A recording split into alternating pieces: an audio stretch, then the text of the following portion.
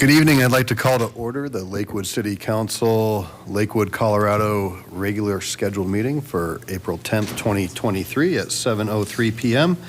For those who are joining the meeting virtual tonight, the webinar ID is going to be 849-5732-0840. And if you're calling in by telephone, it's going to be 720-707-2699. And again, that webinar ID is the same for call-in and Zoom, 849-5732-0840. Press pound twice to be let into the meeting. I'd also like to welcome everybody for taking the time to come out to Chambers, and those tuning in online. We have public comment opportunities. If you haven't had a chance to sign in, there's sign-in sheets in the back. And just a clerical note for City Council, because we have two agenda items that look like they'll have some public comment, and we also have a consent agenda. Between now and after public or before public comment, if you have something you want to pull off the consent agenda, let me know. And that way we can try to juggle some time to make sure we get people out of here efficiently and effectively. So will the clerk please call the roll? Paul. Here. Oliver. Here. Mayock Guerrero. Here. Stewart. Here. Franks. Here. Strom. Here. Jansen. Here. Sharazai. Here. Springsteen. Here. Vincent. Here. Abel. Here. Mayor Paul, you have a quorum. Okay. Will you please stand and join me for the Pledge of Allegiance? We'll remain standing for a moment of silent prayer. I pledge allegiance to the flag of the United States of America and to the republic for which it stands, one nation, under God, indivisible, with liberty and justice for all.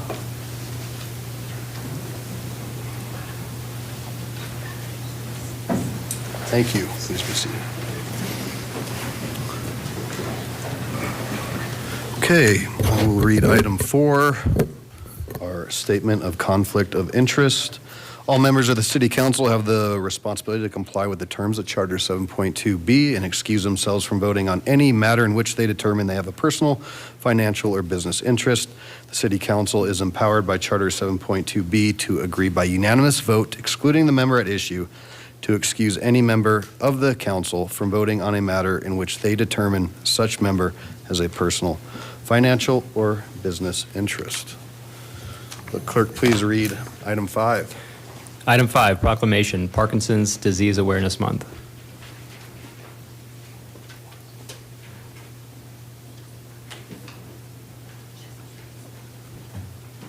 All right, we have two special guests with us tonight. I'd like to invite Amy Davis, owner and senior advisor from Senior Placement of Colorado. She's going to come down and accept this. And we also have our very own Dave Appel, who's a senior support services specialist at the Clement Center. So some folks may know him and recognize him. Welcome. Thank you. All right, so I have a proclamation. Parkinson's Awareness Month. Whereas Parkinson's disease is a chronic progressive neurological disease and is the most common neurodegenerative disease in the United States after Alzheimer's disease. And whereas every year an estimated 60,000 people in the United States are diagnosed with Parkinson's disease. And whereas the symptoms vary from person to person and can include tremors, slowness of movement, rigidity, gait and balance difficulty, speech and swallowing difficulty, cognitive impairment, dementia, mood disorders, and much more. And whereas there are millions of people who are caregivers, family members, and friends who are impacted by this disease. And whereas the combined direct and indirect costs of Parkinson's disease, including treatment, disability, and lost income from the inability to work, are estimated at $52 billion per year. And whereas there is no known cure or drug to slow or halt the progression of this disease, but we are getting close. Everyone's continued financial support is still needed and appreciated. Now, therefore, on behalf of the City Council and the people of the City of Lakewood, I, Adam Paul, Mayor of the City of Lakewood, Colorado, by the virtue of the authority vested in me, do hereby proclaim April 11th, 2023 as Parkinson's Awareness Month. Thank you. Yes, please. Mayor, City Council, and Dave Appel, I would like to say thank you very much for recognizing all of your Lakewood residents affected by Parkinson's disease, all the patients, but also the caregivers and the families affected. I want to thank you too for the many Lakewood recreation opportunities. The smooth sidewalks are important, the beautiful parks, the safe bike lanes, and the rec centers, because exercise is the only key to stopping the progression of Parkinson's. Your support is crucial for their quality of life. So we all sincerely appreciate your support today. Thank you. So appreciate it. All right.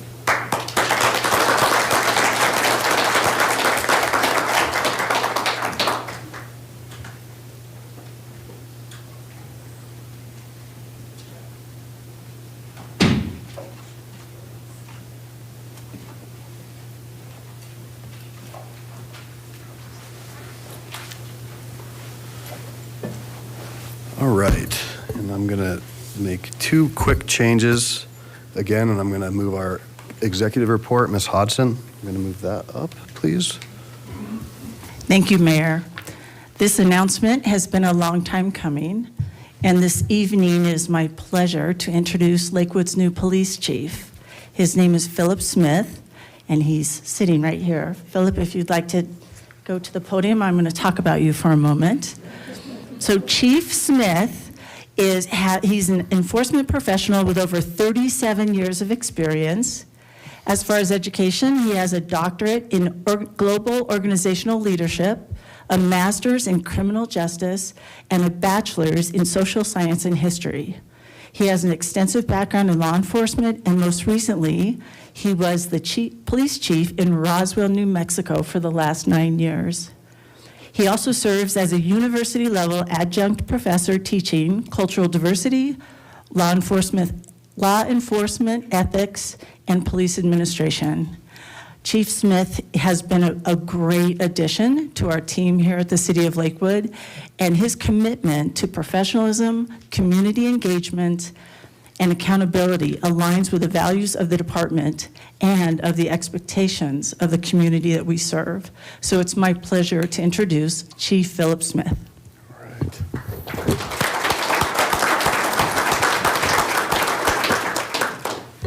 A little overwhelming. Honorable Mayor, Lakewood City Council, I just want to tell you that I am both humbled and honored to be part of such a well-thought-out, progressive community and police department. And I look forward to being able to serve both you and your constituents and our police department in the strongest capacity that I can possibly do. So keep it short and sweet. Let my performance speak for itself. There you go. Thank you. Chief, thank you very much. Welcome.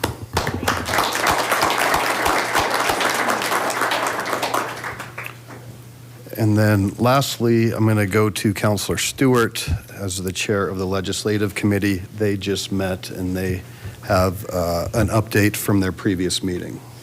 Yeah, thank you, Mayor. There has been a lot of interest from our community around a couple of bills that the Legislative Committee has been deliberating on. So I just wanted to take this opportunity to update our community on the city's positions on both House Bill 23-1255 and Senate Bill 23-213. House Bill 23-1255 is the bill that was just introduced concerning residential growth limitations. And this bill would nullify growth limitations that are currently in place in any municipalities, as well as prevent them from being put in place throughout the rest of the state. The city, because this was an initiative that was voted for by our community, the city has taken an opposed position to this bill because it is contrary to the ordinance that we have on the books and in our code. Concerning Senate Bill 23-213, which is the sweeping land use legislation that was recently introduced, the city has taken a strong opposition along with the Colorado Municipal League and most other cities in the state because of its sweeping authority to take away a lot of our home rule authority when it comes to zoning and residential land use. So just wanted to update the community. These are two bills that I know a lot of us are very interested in, have been engaged in, and since I didn't get to see any of you at our legislative committee meeting 2 hours ago, I just wanted to let everybody know that that is where we've currently landed with the city. Thanks. All right. Thank you. So we'll go ahead and move into public comment. This is a point in the meeting where the public is invited to address the city council on items that did not appear or do not appear on the agenda. All comments should be directed to the city council. I ask that all in attendance observe the decorum of the city council chambers and refrain from applause or audible support or discord with the speaker. There is a 3-minute limit per speaker. The indicator lights on this lectern also have a timer, and they'll glow yellow after 2.5 minutes and red after 3 when your time is up. For our friends who are participating online and wish to give public comment, when you're brought in the meeting, please give us your name and address or name and ward, and when you're to 30 seconds, you'll hear a, and then when your time is up, you'll hear. Okay, so with that said, Mr. Mace, you are first, and then Mr. Burton.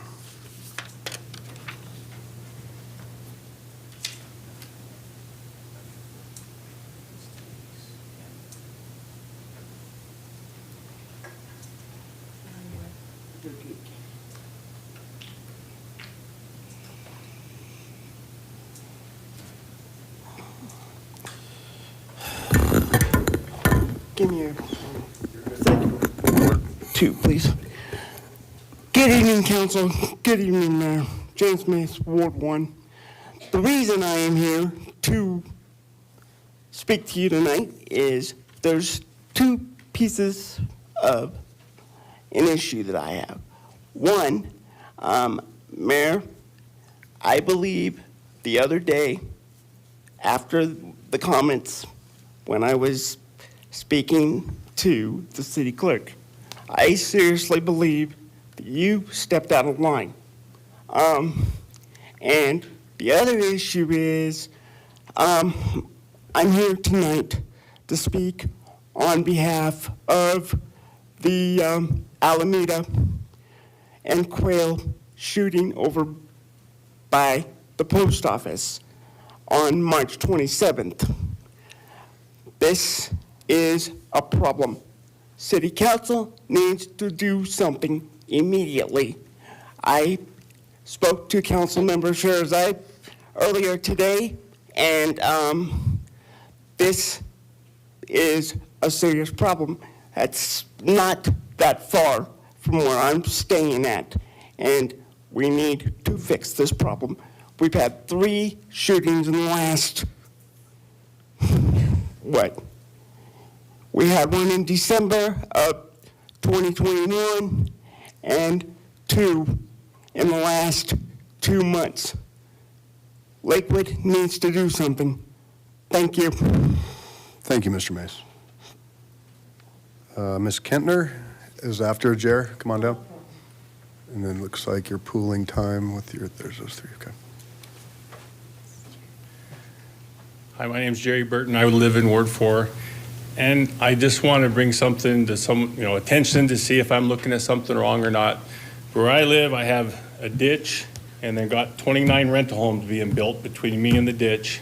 And ever since I lived there, I've been having a water problem. I pump water 24 hours a day, 7 days a week in the summertime when the ditch runs.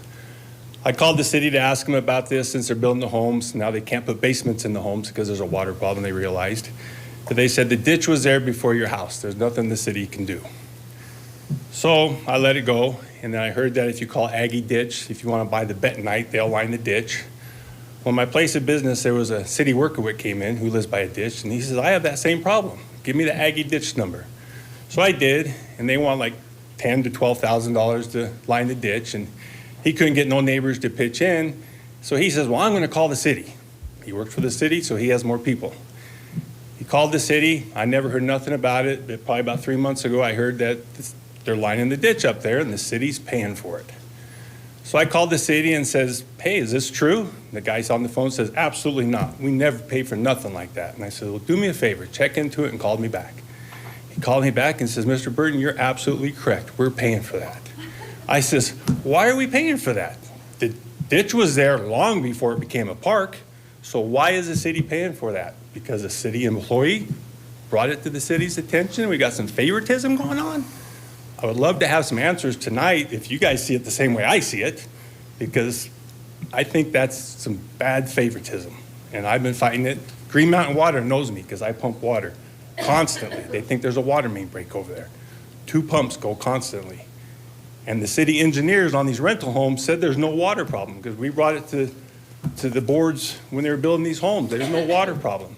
They were pumping water 24/7 when they were trying to put sewer lines in and water lines over there for this rental home subdivision. So again, I just want some clarification if we got city favoritism going on, because in my eyes, I think we do. Okay, thank you. Ms. Kentner, then Ms. Herskovitz.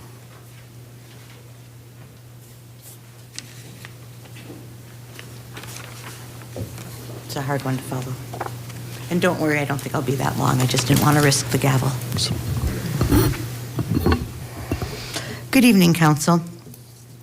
My name is Kathy Kentner, and as the co-petitioner of the Lakewood Strategic Growth Initiative, I'm here tonight to ask you to stand up for the voters of Lakewood by strongly opposing House Bill 1255. It's my understanding that the Legislative Committee voted to oppose 1255. However, a choice to strongly oppose would allow the city to actively lobby on behalf of the people. As it sits now, the city will only be monitoring. Separate from Senate Bill 213, House Bill 1255 would disenfranchise the voters of Lakewood by forbidding us to enforce our growth initiative, a law which was passed by the people exercising their constitutional right to initiative. House Bill 1255 mischaracterizes our Lakewood permit allocation system by defining it as anti-growth. It also does not take into account that what we have in Lakewood is not a growth cap, nor is it a residential limitation, since it does not strictly limit the number of building permits issued in a period, and it does not limit the number of people. The Lakewood Strategic Growth Initiative is not anti-growth, but rather a way, even a cry to our elected officials to grow in a reasonable, rational, responsible, and smart way. The Lakewood Strategic Growth Initiative is not anti-growth, but rather a response to people being ignored by their elected officials. Shortly after the 2013 zoning ordinance changes went into effect, Lakewood neighborhoods began approaching council with concerns about development, including, but not limited to, unprecedented growth without ensuring necessary and basic infrastructure, such as streets, sidewalks, parking, public safety, parks, open space, and water, a lack of affordable housing, and no notice, public hearing, or oversight for our large development projects.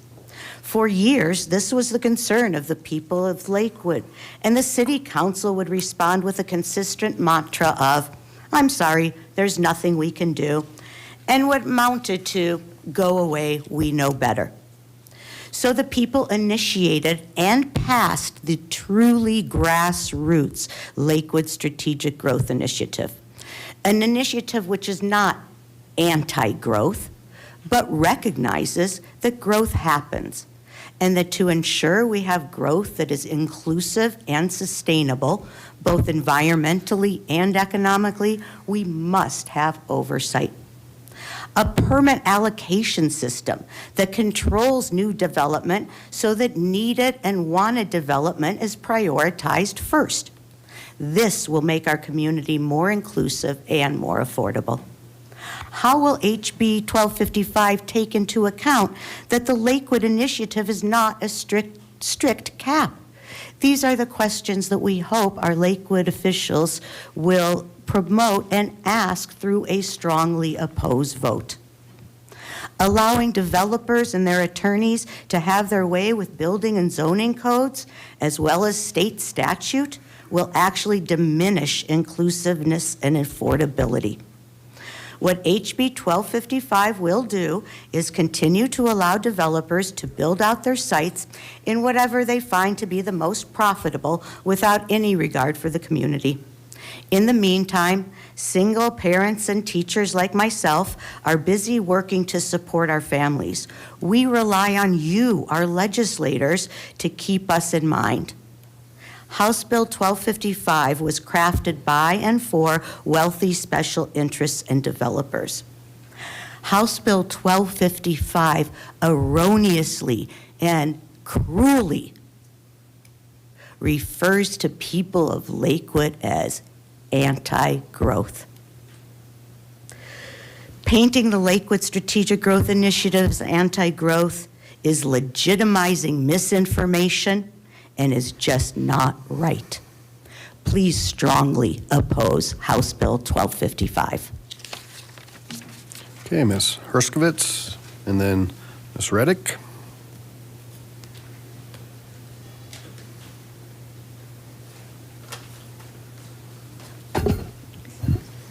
Good evening. Pardon me, I'm a little bit hoarse. This city and this council encourage public input on a regular basis. There's hardly a week goes by without a new survey or a study that needs our attention. However, when the citizens of Lakewood clearly express their policy preferences, their choices are disregarded if they conflict with those of staff or some council members. Councilor Mayat Guerrero stated, and I quote, "We are here to make difficult decisions on behalf of the voters," unquote. Actually, councilors were elected to reflect their constituents' wishes, not impose their own, such as eliminating parking restrictions from the short-term rental legislation. It's difficult to trust an elected body when the majority of its members voted for a generous contract funded by taxpayer dollars without having seen the entire document. These councilors still defend their actions, claiming that they had enough data to make an informed decision. Since March 13th, Wards 1, 2, and 5 held their monthly meetings. In all three settings, the community members expressed dissatisfaction and concern with council votes on the short-term rentals. To make matters worse, 8 council members voted against allowing the public to take the issue to the ballot box in November. Councilor Mayat Guerrero, I'm going to quote you again, said, and I quote, "If we put every controversial issue to a vote, then we are doing a disservice to the people of Lakewood," unquote. Fact check. The last such election took place in November 2019 around the trash collection problem. The public does not take every controversial issue to the ballot box, and the implication that they would do so is insulting. All of you who repeatedly asked for our input made the choice to silence us because you feel you know what is best for the community. This arrogance has escalated even further at the state level, where House Bill 1255 that Ms. Kettner just referred to would invalidate the vote of the people regarding the Strategic Growth Initiative. Now, there is some good news. 3 councilors, Abel, Springsteen, and Jansen, supported their constituents' desire to take the short-term rental issue to the ballot box. Unfortunately, the majority of council seems to be locked into their own echo chamber where they reinforce their own beliefs. They've lost sight of the eclectic community they were elected to represent. Thank you. Okay, Ms. Reddick. And then I have Mr. Little and Mr. Zawatowski. If you haven't signed up for general public comment, please do so. And to our friends online, if you want to raise your hand with *9 for general public comment, we'll go to online next.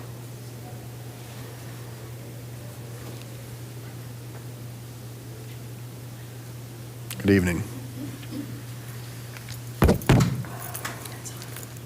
Good evening. Good evening. Good evening. City Council. There you go. I want to know, Mayor, if you have come up with a resolution to the issue of taxpayer money and Section 8 money.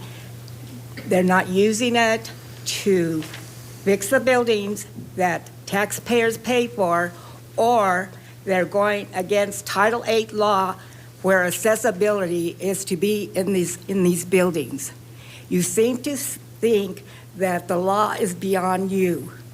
And I have come to you, you decided that you wanted to be over Metro West Housing Solution. And since you are over them, I shouldn't have to go to commissioners or to Metro West Solutions to get something done about this issue.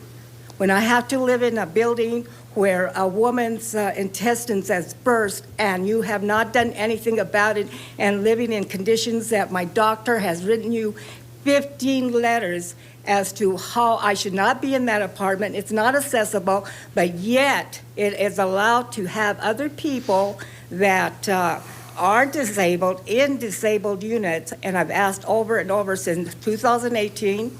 I have come here to ask you in 2018, and when I speak up, my name is slandered. So I would like to know, because I was never CC'd this letter from this lawyer. Was this lawyer representing you, Mayor?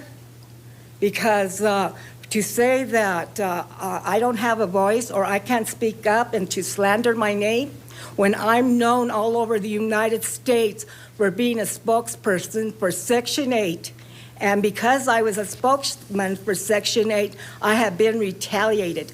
This is why I'm in the chair, because of me speaking up and because you wanting the money and not letting the people know where this money was being spent. You were trying to stop the growth of low-income housing. And because of this, I have been having several attempts on my life. And once again, I'm dealing, this same lawyer actually did the same thing to me in Arvada, but it's not going to happen again because I have my rights, and I want to see what you're doing about this solution, because I came to you and you're over all of them. You decided you wanted this position. You didn't want the government to be over. And my question is, why in Jefferson County do we have two housing authorities when we don't have two housing authorities in Denver or Arapahoe County? Why do we have two in Jefferson? That's what I would like to know. Because the money is going to corporations to build housing and to take over indigenous land. And the thing of it is this needs to stop. We need to see where the money is going, and we need a board to see where that money is going. There are boards all over the United States now looking over to see where the money is going. And I want to know what you have done about it. How are you going to help me? Okay. I've come to you several times. I How are you appreciate going to it. help? I'm asking you the question I asked you the last time. How are you going to help me? Absolutely. I should not be living in a building where there's not accessibility. The other thing is, So also, your time is up. Your 3 minutes is up, so we want to be respectful to everybody Okay, else. And to I would be continue to respectful also, encourage you to right here, I'm not work even with able your to bring landlord. my, So my service animal. So Okay. what accessibility? Even here, I don't have accessibility. we'll certainly And there is a law. take a look into that as well. Well, please do. You haven't looked into that. Thank you. The other resolution. Mr. Little? Then Mr. Zawitowski.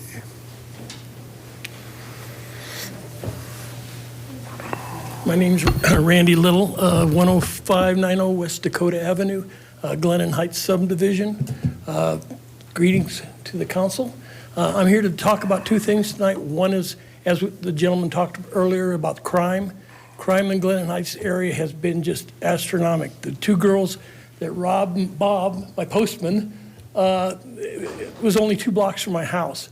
Gunfire was all shot all over that particular neighborhood, and we're very concerned as citizens in that neighborhood. So crime, we're getting a lot of homeless people.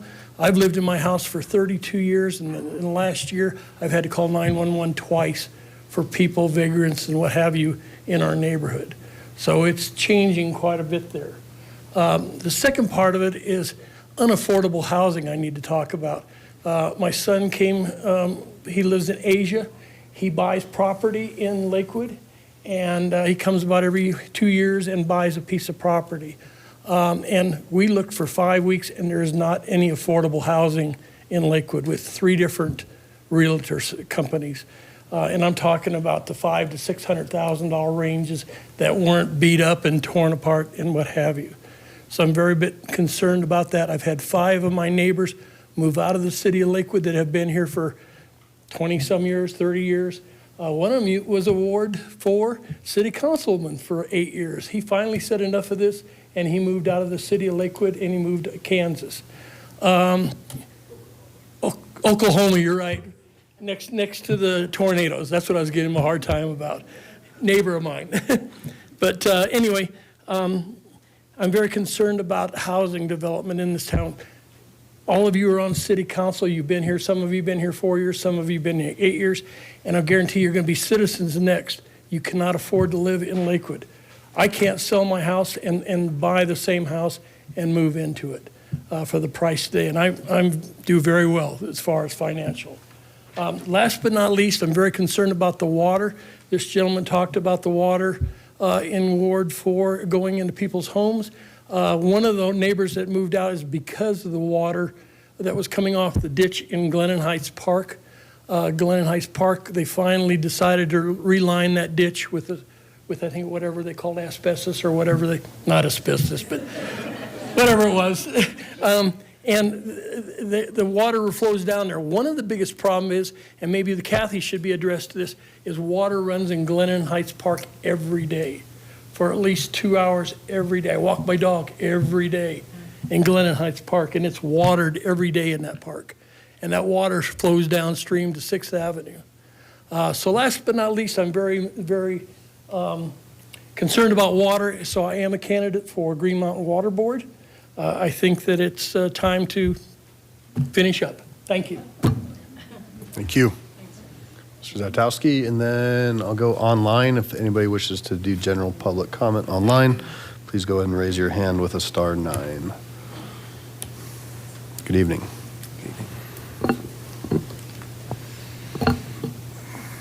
Okay to start? Okay. Lakewood City Council, my name is Peter Zawistowski, and I'm here to discuss the Ravines Open Space Bridge closures. Green Mountain Water has yet to reply to the City of Lakewood's latest proposals. Since these proposals, Green Mountain Water's latest plan for the middle bridge is to bypass it by installing a new pipe-only structure in a separate location. Green Mountain Water still plans to barricade all 3 bridges. We obtained a copy of Green Mountain Water's request for proposal for this pipe-only structure. According to the proposal, bidding must be completed by April 27th, and the Green Mountain Water Board will approve by May 9th. They are silent on any demolition of the middle bridge structure, and we can assume it will be abandoned and left for Lakewood to deal with. It discloses a map showing their easement with respect to their current infrastructure. Within this map, it is clear that their infrastructure does not fall within the currently defined easement. Green Mountain Water is requesting the easement be updated according to this new plan. We would like Lakewood to recognize the following. Leaving a decommissioned bridge structure is not in the best interest of the community or the city. It will be an eyesore in the beautiful park landscape. It will be an added liability with the risk of personal injury and litigation. It is an environmental hazard. It therefore must be demolished and removed if Green Mountain Water moves forward. Within our advocacy group, we have 2 engineers who are greatly experienced in these types of structures. One of the engineers received Green Mountain Water's actual request for proposal. It is clear that demolition of the middle bridge will cost the city of Lakewood more than if the existing bridge was simply repaired. These engineers have proposed viable repair solutions to the city via email. At the very least, Lakewood should study and compare the cost of demo versus repair. If the cost is less to repair and the community can still access this bridge for pedestrian use, the decision is simple. With this information, we strongly urge Lakewood to take the following steps. Deny any permit requests from Green Mountain Water for any bridge barricades. Deny any permit requests from Green Mountain Water for their middle bridge pipe bypass. Deny any easement changes for Green Mountain Water to proceed with their middle bridge pipe bypass. Take full control of the situation and remove control from Green Mountain Water by declaring ownership of all 3 bridges. Declare, do not request. Reopen the north and south bridges for pedestrian use and require Green Mountain Water to remove their trespassing signs.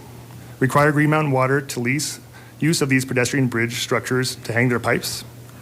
Repair the middle bridge. Require Green Mountain Water to share these costs. Require Green Mountain Water to lease use of these pedestrian bridge structures to hang their pipes. Thank you. Great, thank you. All right, anybody else on general public comment? Anybody online? Anybody in chambers?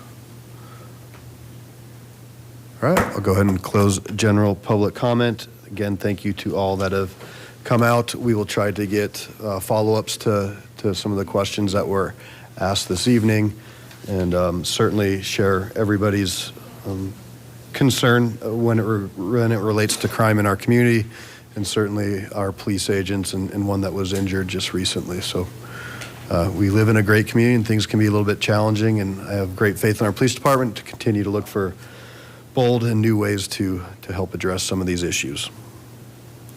So with that, council, did anybody want to pull anything off consent? So consent would be items 9, 10, 11, 12, 13, 14, 15, and 16. 16 being a first reading ordinance.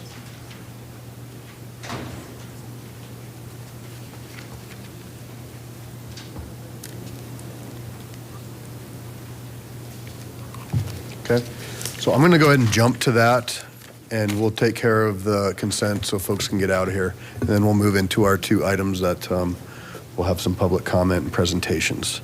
So Mr. Clerk, could you please read the consent to the record? Thank you, Mayor.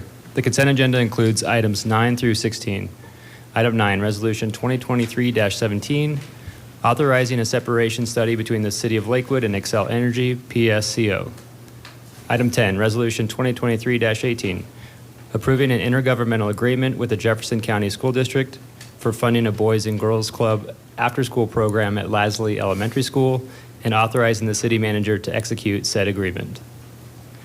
Item 11, Resolution 2023-19, endorsing amendment to Lakewood 2023-2024 Head Start grant application for purpose of submitting request to federal government for supplemental funds available to provide a cost of living adjustment to staff in Head Start and Early Head Start. Item 12, Resolution 2023-20, endorsing amendment to Lakewood 2023-2024 Head Start grant application for the purpose of submitting requests to federal government for supplemental funds available for quality improvement of services in Lakewood Head Start program. Item 13, Resolution 2023-21, establishing certain fees in connection with the establishment of Chapter 5.55 of the Lakewood Municipal Code regarding the licensing and regulation of short-term rentals within the City of Lakewood. Item 14, Resolution 2023-22, appointing a member to the Victim Assistant Compensation Board. Item 15, Resolution 2023-23, appointing members to the Lakewood Advisory Commission. Item 16, Ordinance O-2023-8, amending Title II, Chapter 56, Section 2.56, subsection 030, Section 2.56, subsection 060, and Section 2.56, subsection 075 of the Lakewood Municipal Code regarding membership and service to the Lakewood Advisory Commission. Would you mind reading that again? Yeah. Thank you. All right. I'll open the public hearing on just the resolutions that were noted. First reading ordinances have public hearing on the second reading. Nobody has signed up to speak under those particular resolutions. Seeing none, I'll close public comment, and I'm going to turn it over to the screening committee chair, Councilor Sherazai, to talk a little bit about our folks that are being nominated tonight. Yes, thank you. On behalf of the selection committee, we just want to thank the community members that show up in these spaces and volunteer their time and their expertise to serve on our various boards and commissions.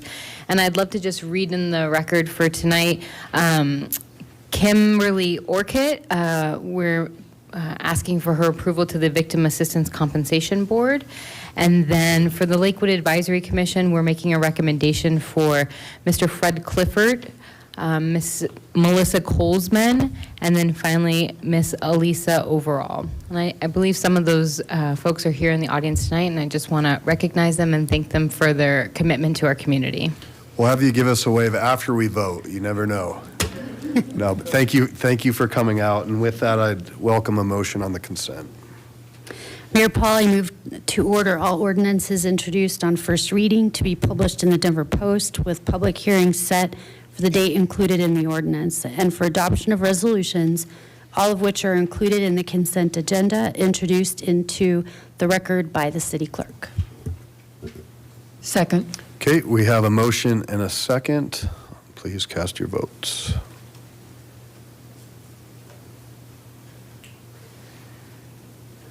And that passes 11 ayes, 0 nay. Thank you very much. Congratulations. We appreciate you willing to serve on these important committees. And have a wonderful evening. Okay. Will the clerk please read item 7 into the record?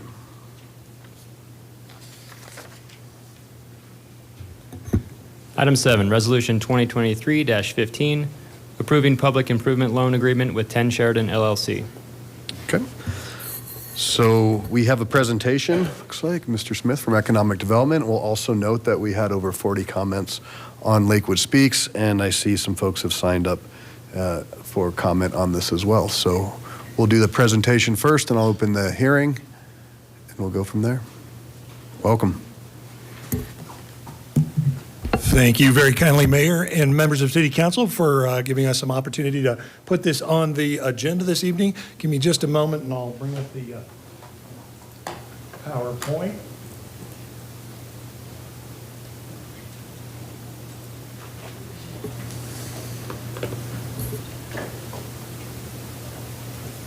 I don't know if you can move that out of the middle.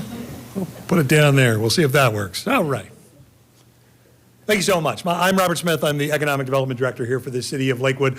This is a short presentation on Resolution 2023-15 with regards to this public investment loan to facilitate the expedited demolition of the vacant and dilapidated and, quite frankly, horrific structures that are on 995 Sheridan Boulevard. So this is the first 3 of 5 of the most important things that this particular resolution and this particular agreement do. It's a public investment loan agreement for the benefit of the public. The beneficiaries of this agreement are the public and the community, the neighbors out there in Two Creeks neighborhood, the neighbors across the street there in Denver. I'll also note that the public safety responders in our community will also benefit from not having these buildings in the community, for having to respond to those sorts of things and not knowing exactly what's going on in those buildings. And then lastly, but certainly not leastly, we'll talk a little bit more about this. Our unhoused brothers and sisters will not make the temptation mistake of thinking that these dangerous buildings are places where they might seek shelter and become victims again. So what this thing does is it expedites the demolition of those buildings and the site preparation of the property at 995 Sheridan. The public safety concerns are reduced at the site until the next phase of redevelopment occurs. This also provides relief to those neighbors I was speaking about who have long suffered with the challenges of this particular property. And then a little bit from last week, this will also act as a pilot project for using this concept to positively impact other challenging properties in other parts of Lakewood. You might imagine things on the other side of the city, maybe on the west end of Colfax, where you have a long vacant property, lots of dangerous public safety sorts of issues. And if we can bring those buildings down and make the community a little safer sooner, that would be helpful. And if it works here at 10th and Sheridan, hopefully it will work in other places within our community. The specific property that we're here to talk about tonight, it's outlined in red. It's got a yellow tint. It's at 10th and Sheridan. Sheridan Boulevard is running up and down north to south in about the top third or the right third there. City of Denver is, of course, to our east. Lakewood and the Two Creeks neighborhood is to the left or to the west. The subject property is at the southeast southwest corner of 10th and Sheridan. It's right below the Sheridan parking garage for the RTD. Interestingly enough, the boundary of Denver actually juts over a little bit to the west here at Sheridan. It's one of the few places where it does that. The Sheridan parking garage is actually in the city of Denver. The station itself, Sheridan Station itself, where you get off the train, is in Lakewood. Taking a little closer look at the site again on the southwest corner of 10th and Sheridan, you can see it's principally two buildings, one aligned with Sheridan Boulevard and one that's aligned with 10th Avenue. Large dilapidated parking lot in the right-hand side of this image, or to the east side of this image. Denver's Villa Park neighborhood is immediately across Sheridan from this property. The Two Creeks neighborhood all around this area. The Cary Lynn apartments are immediately to the west, and then the Tiffany Square apartments are immediately to the south. Tiffany Square, unfortunately, was the site of a very tragic fire in late 2022. 2 people lost their lives in that blaze, but the subject property itself is just to the north.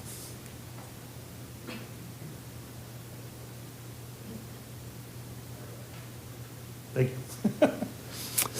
So here's a relatively recent picture. It is the former Holiday Plaza Retail Center. You can see that the property has been fenced off, and that fence is very close to the building itself, designed to secure the building from unwanted trespass. Most of the graffiti has been painted over in this shot. This is a view from 10th Avenue. You can see the graffiti again has been painted over for the most part, and then that fence is aligned along the way, and the fence is largely designed to keep unwanted trespassers out of the building. It's vacant and fenced. This is graffiti, 2 images. The one on the left, the graffiti is inside the fence, as you can see over there with damage to the building. And then over on the right is one of the doorways in there. That wrought iron in the doorway is essentially the only thing keeping people and animals out of this particular building, along with the fence, of course. So the fence and the wrought iron is really all that's there. Otherwise, that's open into the building.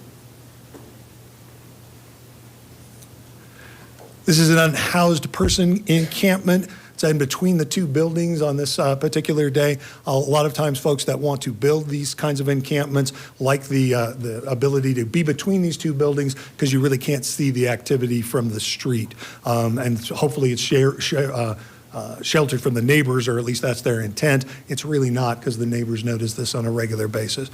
Our public safety officials come out on a regular basis, try to connect folks that are unhoused with the resources that are available, but it's a very strong temptation to be between these 2 buildings. This is a car that was stripped and dumped and tagged on the property. If these buildings are demolished, it won't necessarily eliminate the ability for folks to dump stuff on the vacant property, but it does allow for the fence not to be up against the building, making the building secure. It can be moved out to the perimeter of the property to help eliminate those sorts of incursions. And obviously, the property owners need to get rid of this dumped car, but it's quite it's a difficult situation when this kind of thing shows up. Most of the difficulties on this site were created by the previous property owners. I know this because we worked very closely with those previous property owners, trying very desperately to get them to work to have their property relate to the community in a positive way. I started that process in 2016 when I started here. Started in late 2015, started in 2016 working with these fine folks. We used all of the tools that were available to us to work with these folks, and it's very difficult.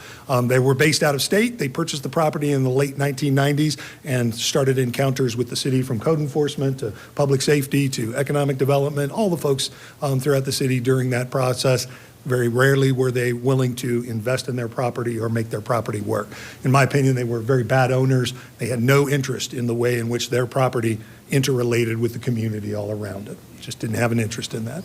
So the community has suffered literally through decades of vacancy, deterioration, public safety, and issues, as well as blight.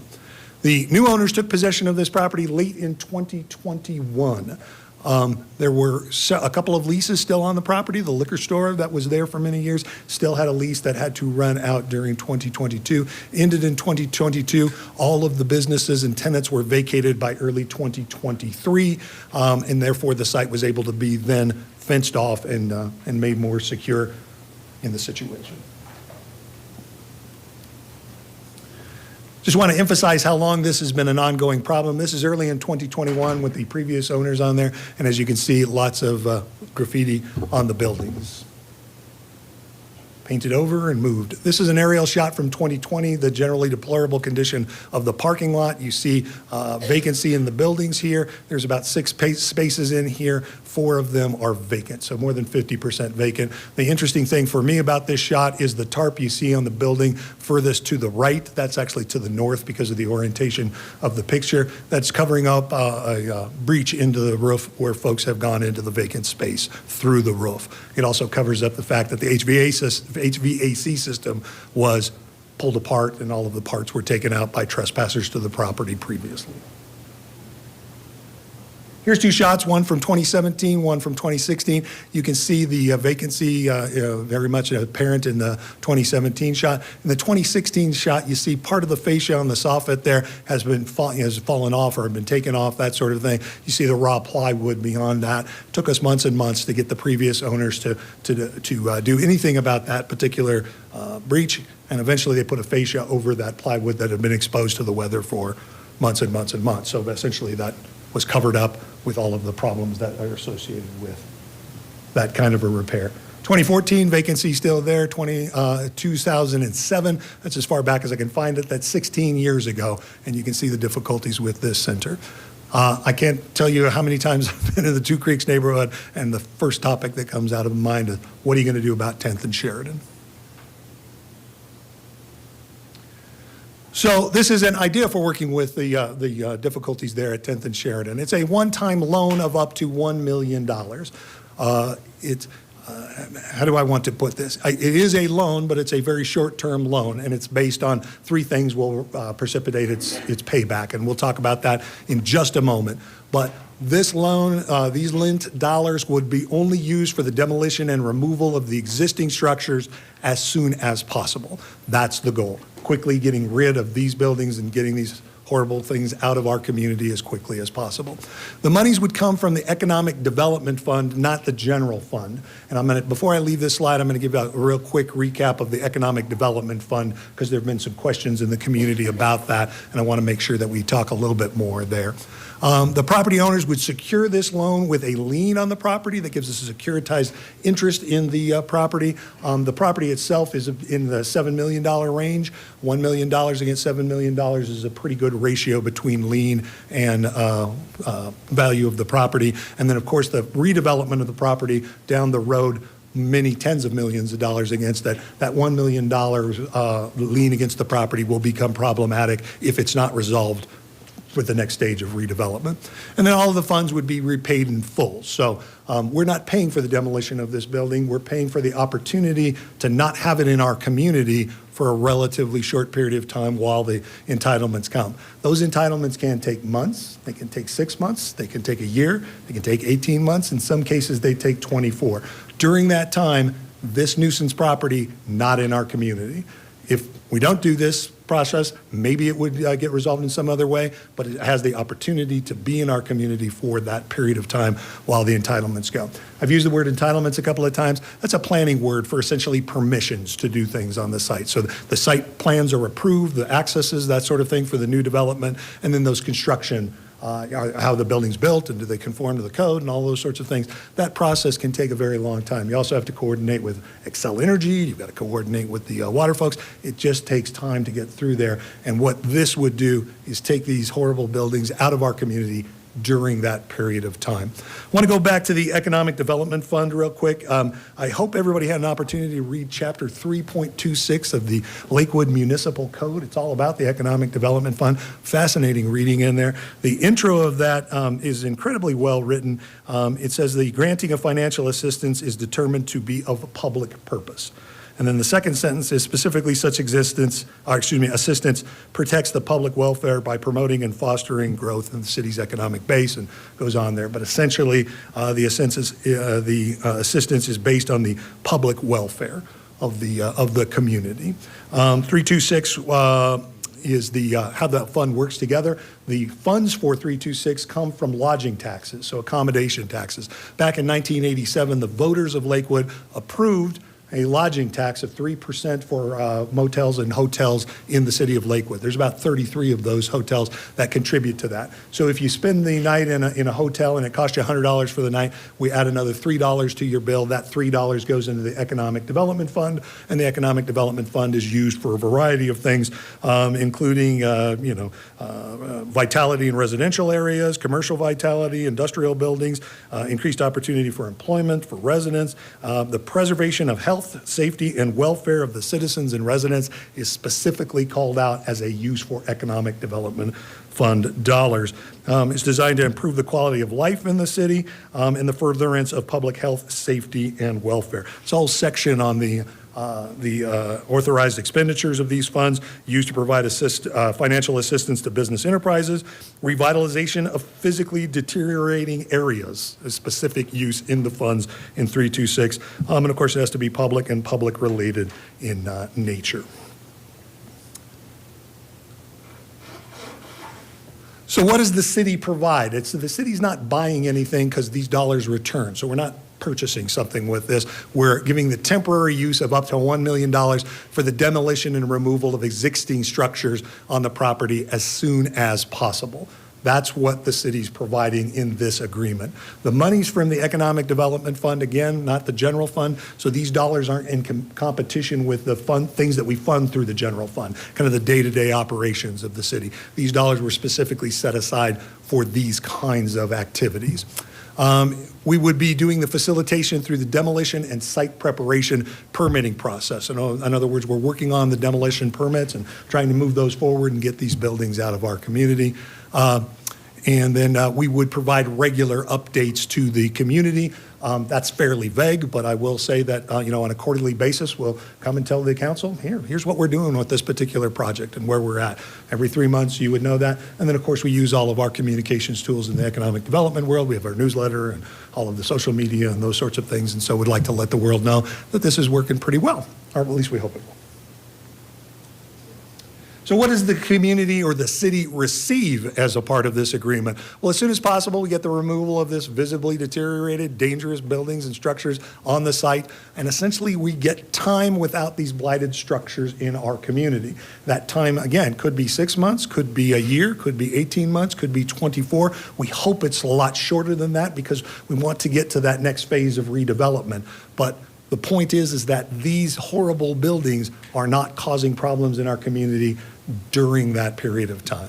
We get a much more manageable vacant site from a public safety perspective without these dangerous, hazardous vacant buildings in our community. Our public responders don't have to wonder if there's somebody inside, around the corner, hiding in the shadows, that sort of thing. We get a much more manageable site that's vacant.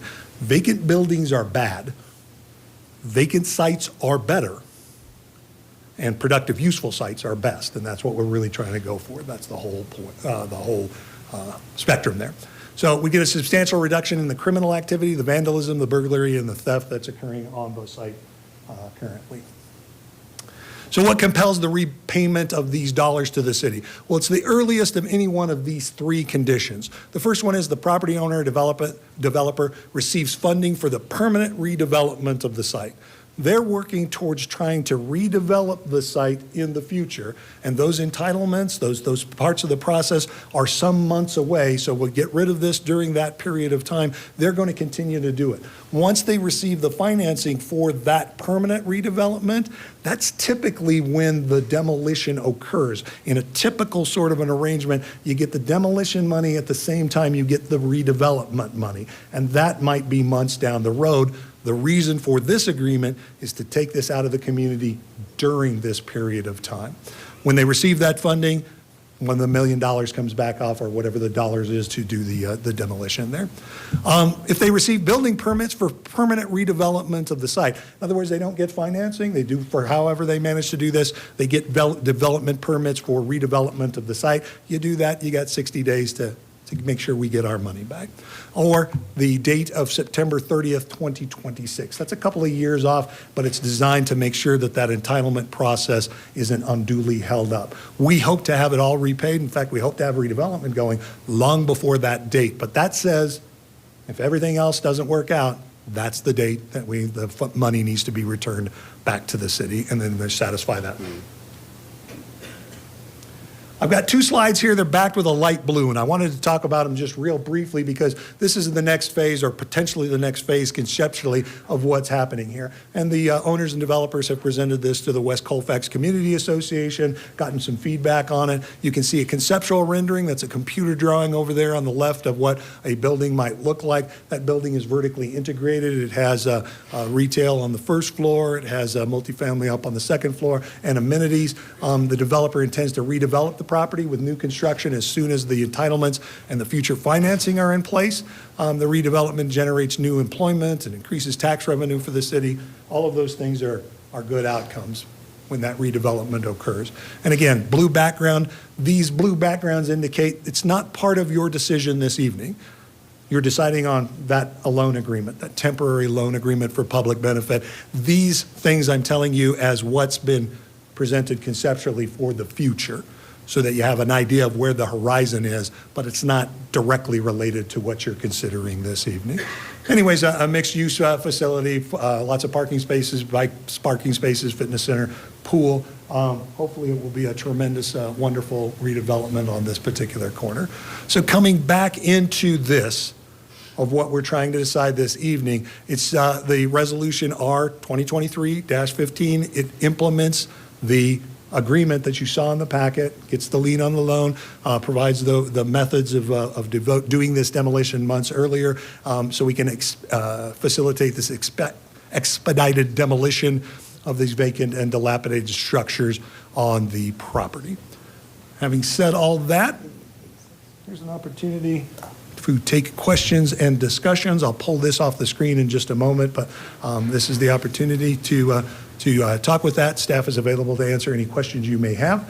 I'm here to answer any questions that you may have. And then, of course, we've got folks from the public that would like to speak on this issue as well.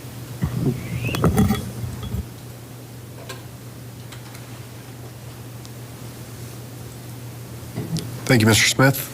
And that presentation is also on Lakewood Speaks, if you'd like to review that in more depth. We're going to open the public hearing. We have received 43 online responses, I think all but one in favor. And then Councilor Vincent counted 11 more emails in favor. So we appreciate the community input. And I have 3 people signed up. Mr. Boyd, you are here in favor but do not wish to speak. So we'll go ahead and kick off this portion with Miss Maddie Nichols. I don't think we've ever heard about this from you before. So welcome. My name is Maddie Nichols. I live at 5800 West 8th Avenue and have lived there for over 50 years in the Two Creeks neighborhood. I have been a Lakewood citizen before Lakewood was Lakewood. So I would like to say that our community has dealt with this 10th and Sheridan issue for so many years I don't even want to think about it. So obviously we would like this demolished as soon as possible. As Travis Parker just said, that's our goal. And Villa Park, which is the neighborhood on the Denver side, also we have communicated with them and they would like to see this happen also. I have lived in the area when this was a vibrant shopping center, if you want to call it that, but it had some very nice amenities, and now it has no amenities, and it is just, it begats, if you know, I have a big thing about trash.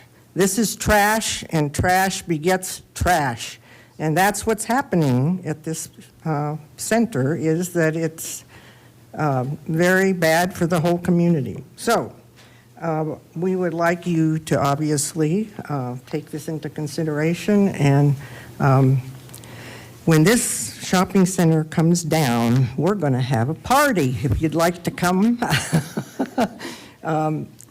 It is something that really needs to happen, and I've lived with it being a mess for many years, and I would like to see in my lifetime to have this happen as soon as possible. So thank you, Great. and please consider Two Creeks. Thank you. Ms. Bagley? Mr. Livesey is after that. Welcome.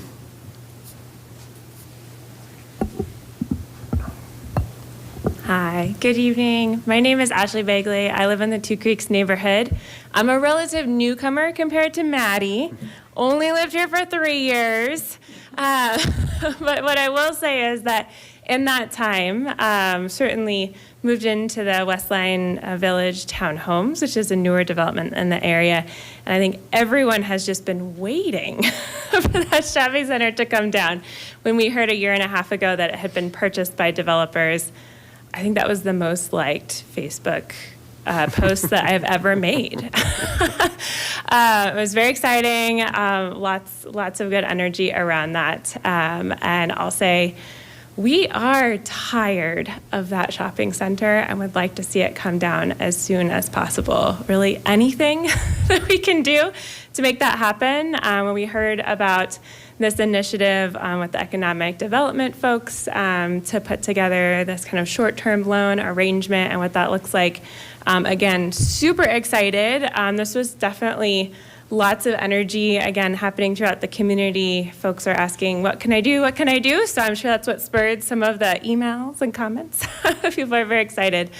So I would just say, thank you again for your consideration of this program. It sounds like it's a pilot as well, which I think says a lot for other blighted properties throughout the Two Creeks area. We have a lot of those. We collect them, so to speak, not on purpose. But again, would ask, please consider this program. I'm also the co-chair of the Two Creeks Neighborhood Organization. We are very, very strongly in support of making this happen. So thank you again for your time and for your support of this initiative. Great, thank you. And after Mr. Livesey, nobody else has signed up to speak on this item. So if anybody wishes to speak online, please go ahead and raise your hand. Good evening. Hi, my name is Jay Livesey. I live in the Two Creeks neighborhood, and I'm here just to echo in person everything y'all have heard. Anything we can do to move on from this property would be greatly appreciated. Thank you. Great, thank you. All right, seeing nobody else, I'll close public comment. And I have a lot of lights up. What I would like to start with, though, before we read it in to make a motion, I'd like to start with questions first.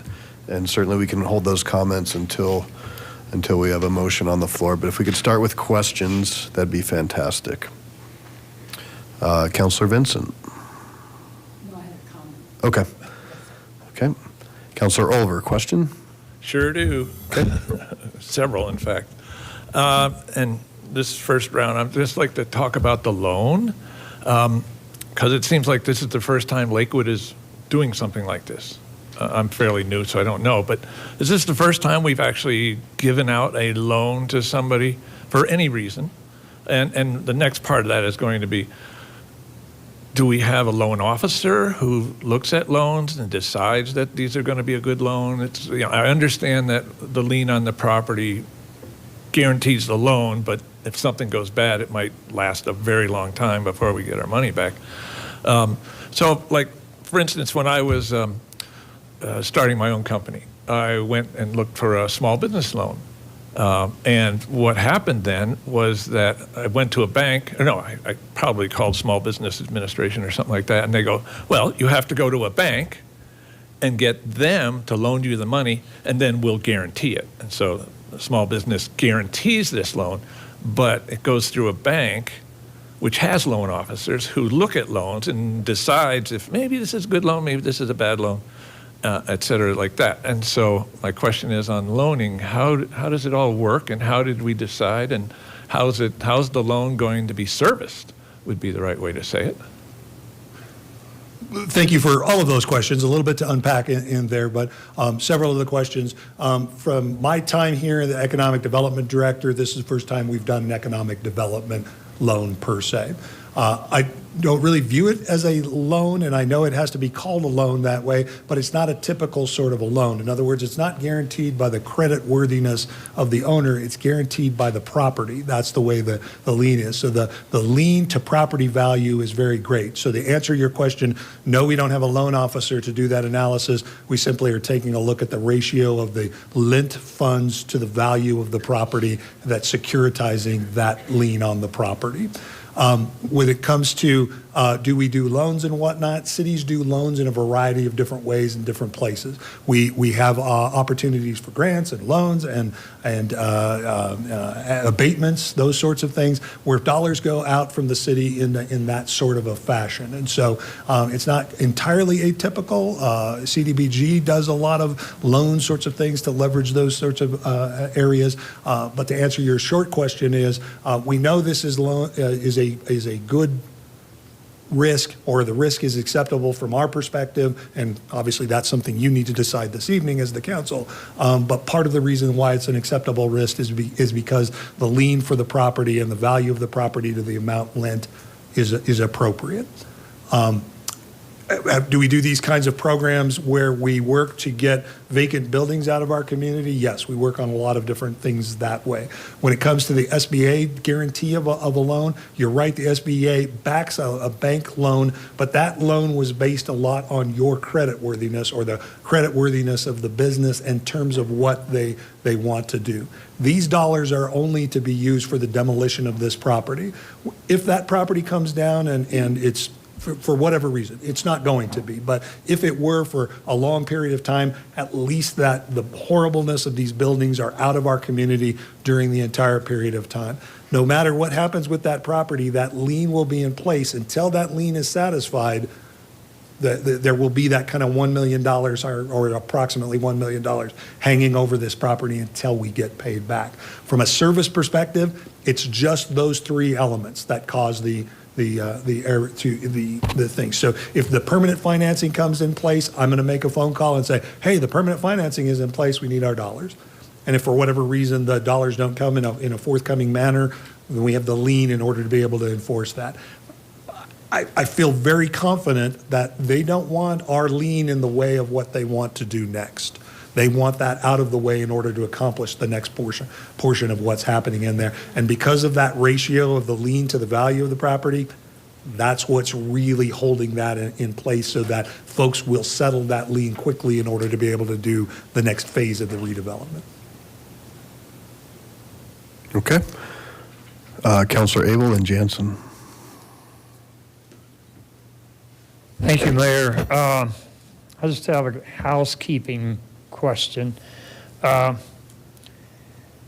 lot of this is predicated on the language of an ordinance that was passed in 1985. It is 38 years old and it doesn't quite fit like a glove.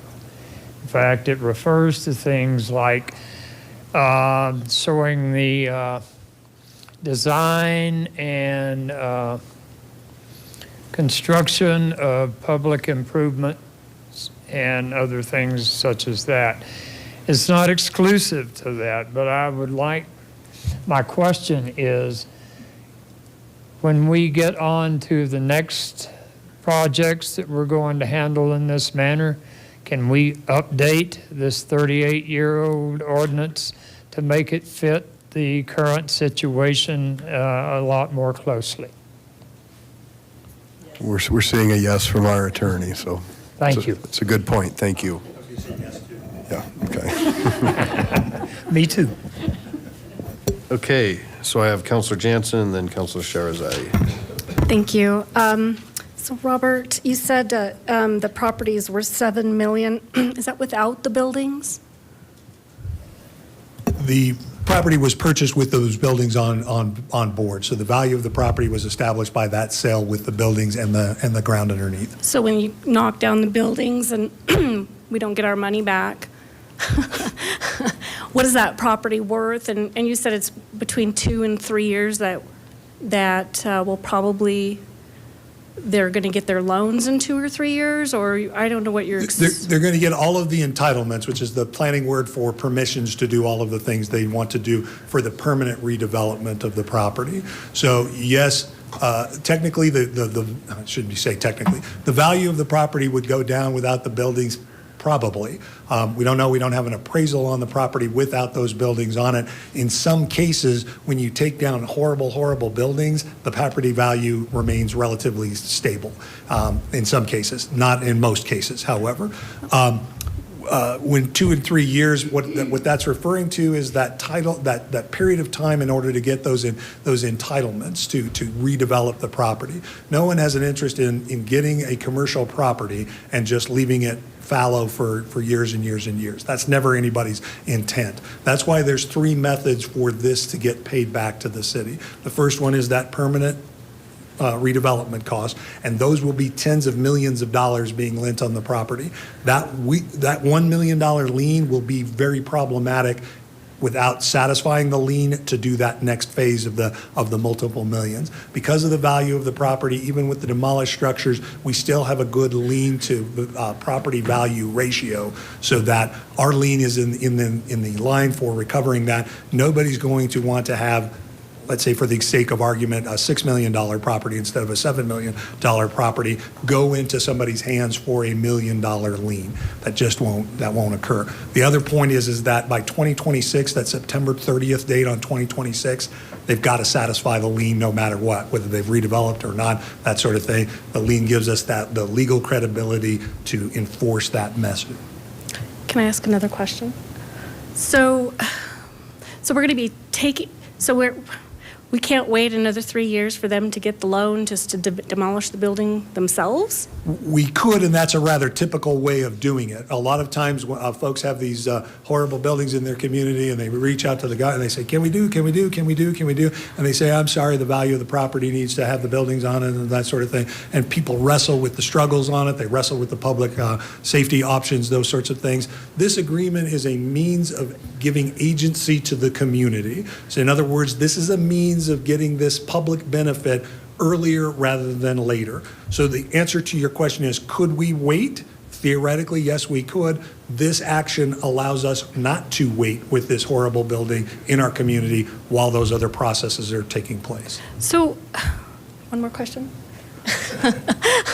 How much is this going to cost us as a city not having that $1 million in our coffers?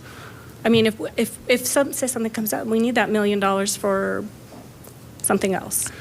Emergency fund. That's difficult to gauge because it involves a lot of hypotheticals. If we put the $1 million into the bank, we might get 1% interest or 2% interest on it. If we put it into something else that bears more interest on it, might get 3 or 4% interest for that 1 or 2 years of period of time.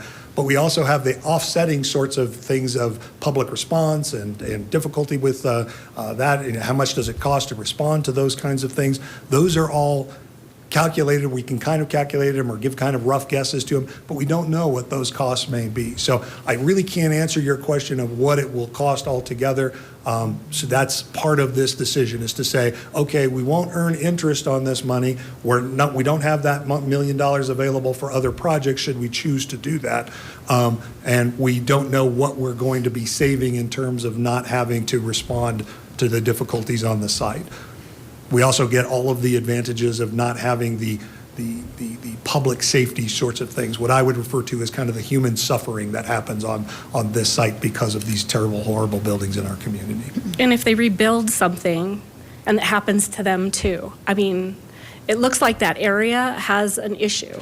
There's a lot of buildings that are like that. And I'm just wondering, if they rebuild this area, are they going to have the same issues?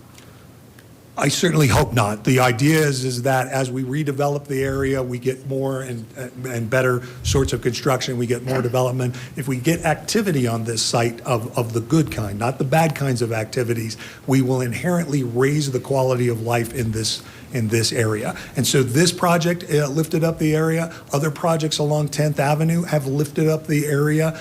Yes, there's a long way to go, but it requires us going through property by property, building by building, project by project to get these kinds of benefits into the community. Okay, thank you. Mm-hmm. Okay, continuing with questions, I have Councilor Sherazai, then Mayor Pro Tem Strom, then Councilor Springsteen. Then we'll keep going. Yes, thank you, Mayor.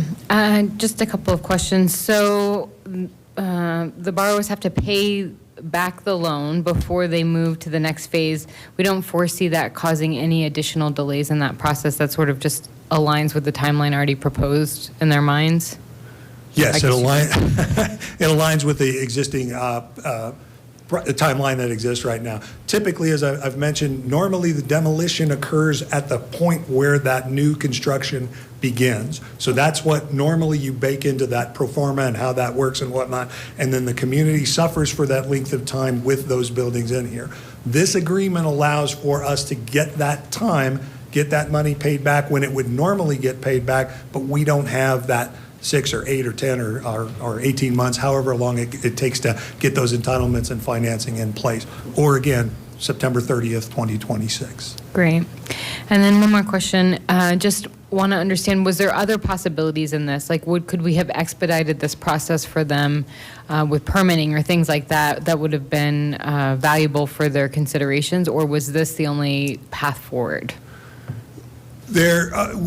We work on all of the permitting processes as diligently and quickly as we possibly can. We as a city try to process these things as quickly as possible. As you can imagine, there are tens of thousands of decisions that go into where does the driveway go and how does the building relate to the street and those sorts of things. That just takes a while. Some other entities, Excel Energy, for example, providing dry utilities to the site, they have all of the issues that they need to work with. Consolidated Water, I believe, is the water provider on there. We have those issues. So if those folks wind up holding up the process, it's not within our control, it's not within the owner's control, at least these buildings are out of our community at that time as those things get worked through. The answer to your question is we've talked through with a number of developers over the course of time to how can we practically get this to happen as quickly as possible, and this seems like a very good solution to all those involved. Great. And then just one quick comment. Thank you for adding the fund development balance. That's really helpful to understand from the staff memo. So thank you. You're welcome. Mayor Pro Tem Strom? Comment only. Okay, we'll come back for comments. Councilor Springsteen. I have at least four or five questions, Mr. Smith. First, I want to say to the people who live in this neighborhood, I grew up in this neighborhood. I know exactly what you're talking about. I know it's been an eyesore for a long time. I hear you. I really do. I know you want this gone. And, you know, I still have family in the area who wants it gone too. But there are concerns that I have about where this is coming from and what it means for our city as a whole. And so, you know, the first thing I want to ask is, we're talking, so I drove up there today and looked at it. There were no homeless. I saw no homeless today. That does not mean that they're not there from time to time.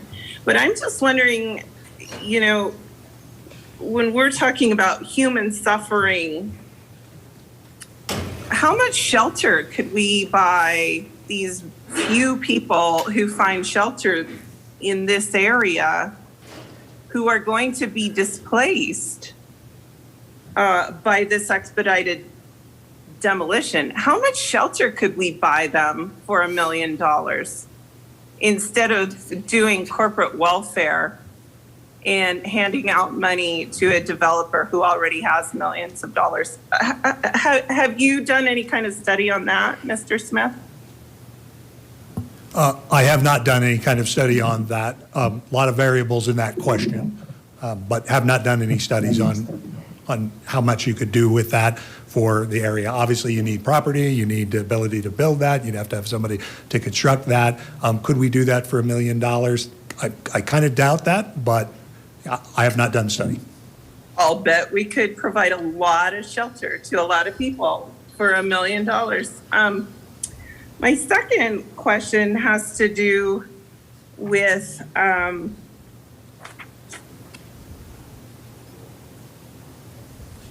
So we blighted this property July 12th of 2021 with 2021-35. And so we're looking at almost 2 years ago. We gave the developers an advantage already, a tax advantage, a blight designation advantage. It's been almost 2 years. And what Mr. Parker told us at the study session is that sometimes it takes a little time for financing to take hold. I mean, obviously they had some kind of financing to purchase the property in the first place, but when I went back and looked, and Mr. Parker said it takes, sometimes 18, 24 months to get financing. Well, that's what they've had. And so one of my questions to Mr. Parker was, well, what kind of proof are you going to provide to council that they even need our help with this? What kind of proof of their inability to get financing or follow through with what they need to follow through with can you provide to us as a council so that we know that we're not just doing a corporate handout here instead of providing $1 million for a shelter for the unhoused? So can you expand on that, Mr. Smith, what kind of proof you're going to provide us that they don't have the ability to take down a very few number of very small buildings on this property? Couple of things to unpack with that question. The first part of it is that the beneficiaries of this agreement are the community, are the public, because these difficult, challenging buildings are being pulled from the community. So it's not corporate welfare, it's a way to give agency to the community so that these buildings can be out of it. The idea that we somehow need to have them prove that they can't do this any other way is not really what we're working towards here. The idea is to provide the ability to get these out of the community. Could they do it in some other way? Potentially, yes. But the answer to that question is that we know that we'll get the buildings out of the community if we as a community, as a city, help provide those dollars in that temporary basis to do it. So the public benefit is what we're... That's not my question. I'm sorry? My question is, what proof do you have that this developer does not have the ability financially to do this themselves instead of the city doing it for them? I don't have any proof that they're unable financially to provide the demolition of the buildings. I do know that they can demolish the buildings at the end of the process, as is typically the case, or we can assist in getting them done at the beginning of the process and have these buildings out of our community during the entitlement process. You mentioned that they're working on financing. They're also working on entitlements all throughout that period. I understand that. But you just answered my question. You have no proof. The city has no proof. Tell me if I'm wrong, that this developer does not have the ability to finance the demolition themselves. That's what you just said. Is that correct? Yes, you asked the question and I answered the question. Okay, that's great. Okay, next question is, so I'm an attorney. I've attempted to enforce liens before. And what you can run into is you can only enforce a lien if somebody wants to sell the property. What if this developer decides to just sit on the property forever and ever and not sell it? How do we get our money back as a city? Well, we would enjoy the benefit of not having these horrible buildings during that entire period of time. And as an attorney, you would know that the enforcement is what the enforcement is, and we would use every mechanism to enforce that lien. But how do you enforce a lien if somebody is not selling the property? So, 1 second, looks like we have a answer from our attorneys, or? We're bringing up John Van Landshut here. Good evening, sir, if you want to introduce yourself. Good evening, everyone. My name is John Van Landshut. I'm a member of the City Attorney's Office. I specifically worked on this agreement, and I can speak to that piece. The enforcement mechanism is that we have the right to force a sale. Well, Okay. sounds pretty definite. Thank you. But I have a follow-up question Okay. to that. That is a litigation process that costs a great deal of litigation time and fees, and can take years and many, many thousands of dollars to enforce. Is that not correct? There is some possibility of that, yes. And there's also the possibility that you will not get the court to approve the forced sale. Is that correct? I don't want to speak to what a court might rule. We're not actively involved in that Exactly. litigation, and so I don't want to speak to that. Exactly. You can't say what the court would decide, can you? So Counselor, if you could ask one more question, I want to keep going because others have questions. Thank you. I will ask all of my questions. So the next question is, this is 1/9. $1 million is 1/9 of this fund that we had.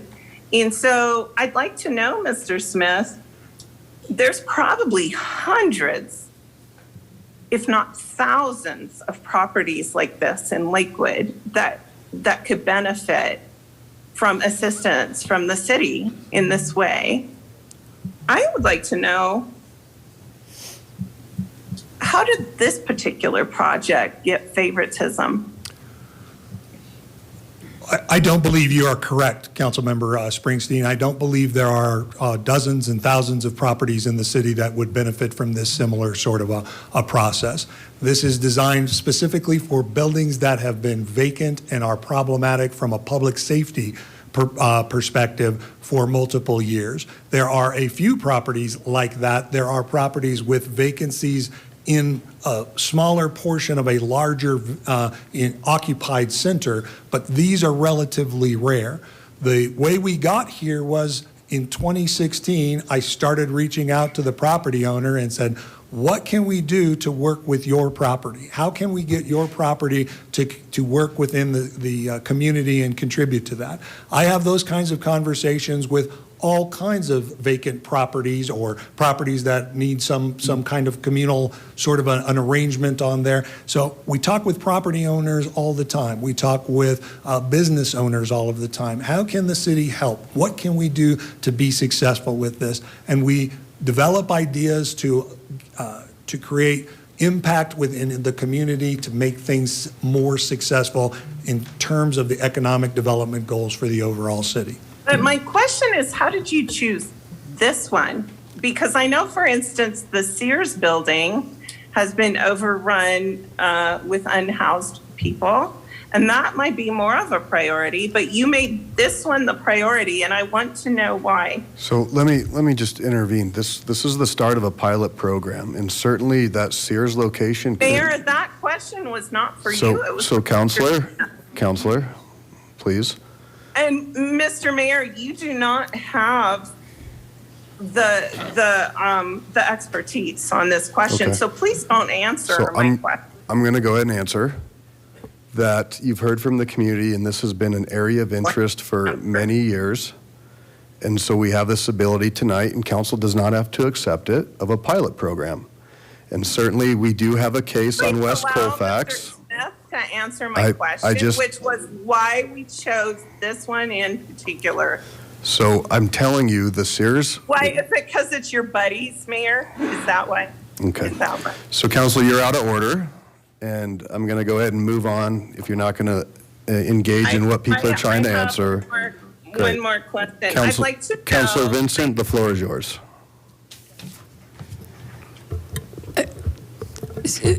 I feel like my plane's gone off the runway, okay? So could somebody help bring me back? I thought the only thing that this was doing right now was trying to move up the timeline.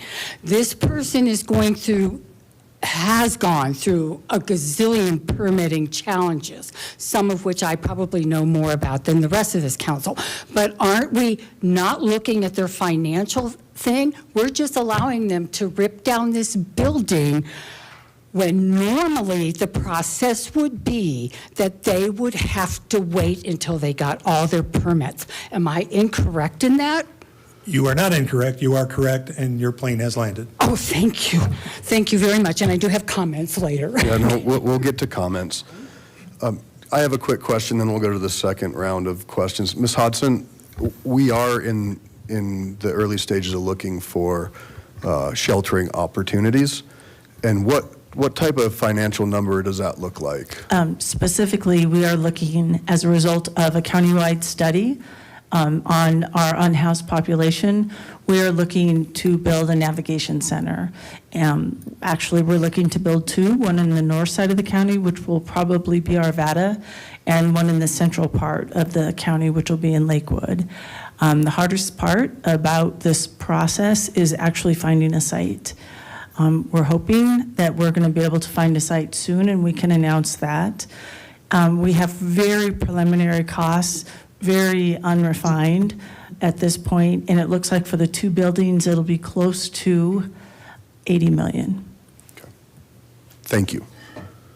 Okay, Councilor Olver. Okay. Yeah, I passed earlier. I thought we were going to keep on going around pretty quickly. So I'm still actually on financing or on money.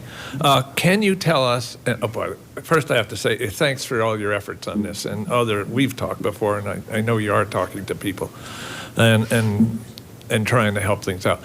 Can you answer the question though, how much money is in the economic fund right now and what's the recharge rate? And I'll add that I asked that because we're going to take $1 million away from it. If there's only $2 million in, I don't want to, it matters whether it's 2 or if it's 50, because I don't know what the number is. But I mean, there are a number of other places to look at for the same exact treatment. Westland comes to mind. I've written those down. Wadsworth in Mississippi, we've talked about that one. The shopping center next to Natural Grocers, we've talked about that one. So yeah, the question is, can you tell us how much money we have? Yes, I can. It's in the staff memo. There is a list of all of the dollars that are associated with it. The gold standard of dollars from a government perspective is the last audited number. So that means that auditors have compared all of the numbers and made sure they wind up in the right place. The last audited number that we have is in 2021, and it's $9.5 million in the Economic Development Fund. We're going through an audit right now of the 2022 numbers, and soon we'll have a gold standard number there. But we also have in there the budgeted numbers. So we're taking a look at what our best estimate of what those dollars would be. And roughly right now, there's somewhere in the neighborhood of $12–13 million in there. Now, the reason I'm giving you that range is because those numbers aren't audited yet. Those are in the budget, and we believe those are going to come around.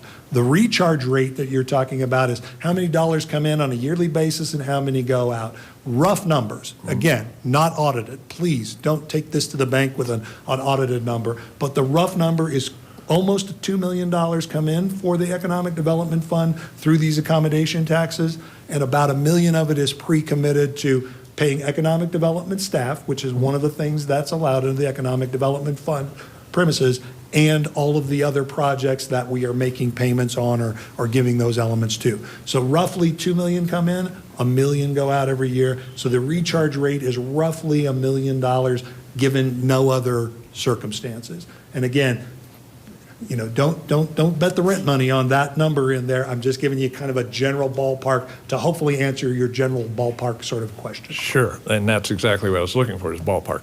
But if we had $9 million in 2021, we just spent $4 million.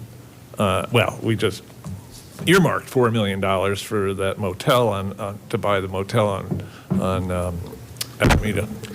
So. You're correct in that both of those numbers are correct, but there's two different funds there. That's two The funds. Alameda Motel is out of the LRA, Oh, or yeah, the right. Urban Sorry. Renewal Yep. Authority, I overlooked for that that one. particular area. So they're not affected by the economic development dollars. To answer one of your other questions in terms of how that money moves, I'm really excited to report to you that the pandemic suppressed our ability to rent rooms all throughout that time. And as it's come back, as the numbers have come back, they've been larger. So the estimates that we made for budgets probably were a little too conservative based on the way the market's running. Okay, thank you. I'm going to have one more question, and it's not financial. So you showed pictures of stripped cars. And the Denver Post article that ran recently, which showed a picture of a stripped car sitting on that property. And we would all like to have good neighbors everywhere. How come those cars are still there? Don't we have code enforcement removing those? Shouldn't the owners have been in charge for a year and a half? I would think that they would want to show good faith that they're going to be great neighbors and take care of something like that. Do you have any idea about, I mean, you might not know. I don't know the answer to that. I do know that the developers and the owners of the property are available. They're happy to talk about those kinds of things, and we certainly could ask them. Yeah, let's ask them. Okay. Who wants to represent? And looks like Mr. Lonowitz is going to come down. And I'd just also like to do a quick check-in with council, realizing that staff is here presenting their case forward, and we certainly have the ability to vote up or down, and we'll have that ability, but I want to treat all of our guests who are here tonight with respect, and they're not on a witness stand or a trial stand. They're just here doing their job. So let's do that quick reset. Mr. Lonowitz, good evening. Thank you. Hi, my name is Doug Lonowitz, and I'm with Trailbreak Partners. And to your specific question, I'd like to think that we are very good neighbors and stewards. I know Mr. Smith has been working on this property since 2016. I think we first started attempting to remove blight and community build in this area in 2015 on this property. We inherited a very, very challenging situation. I know there was some discussion about the blight designation. That was not us. That was a prior applicant. I feel like we sort of came in and saved the day at the 11th hour to make sure that this just didn't continue on in the ownership of the prior owner that owned it, frankly, a slumlord for decades.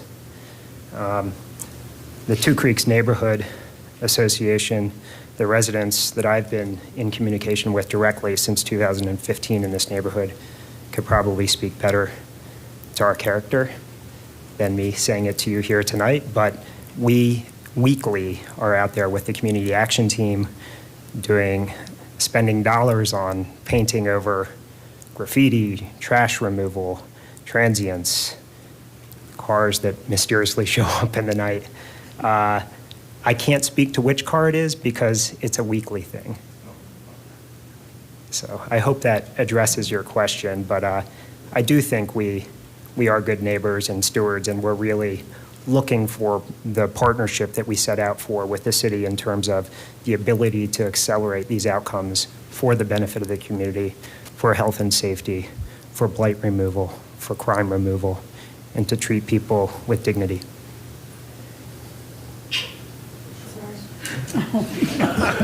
Thank you for that.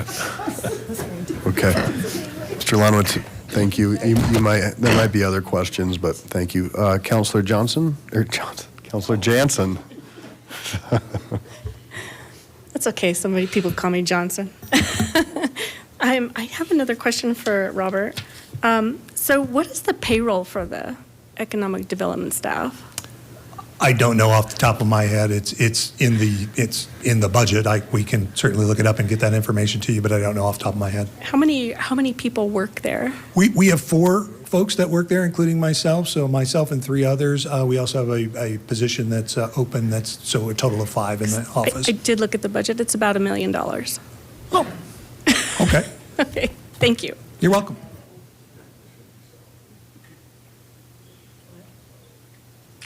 Just to clarify, I mean, we'll get that information, but that's not salaries only. Generally, their salaries and benefits and retirement and all of 30% those on. things are added into the total there. So if people are doing the math at home, I'm not making $200,000 a year. I'll just let you know that right now. Thank you. All right. So we'll close out with the last question. Councilor Springsteen. Yes, I wondered if you could respond to some of my questions about where you are in the financing process and whether you have the money to remove the buildings and whether you're willing to share that with this council before we vote on where you are in that process. Mr. Lonowitz.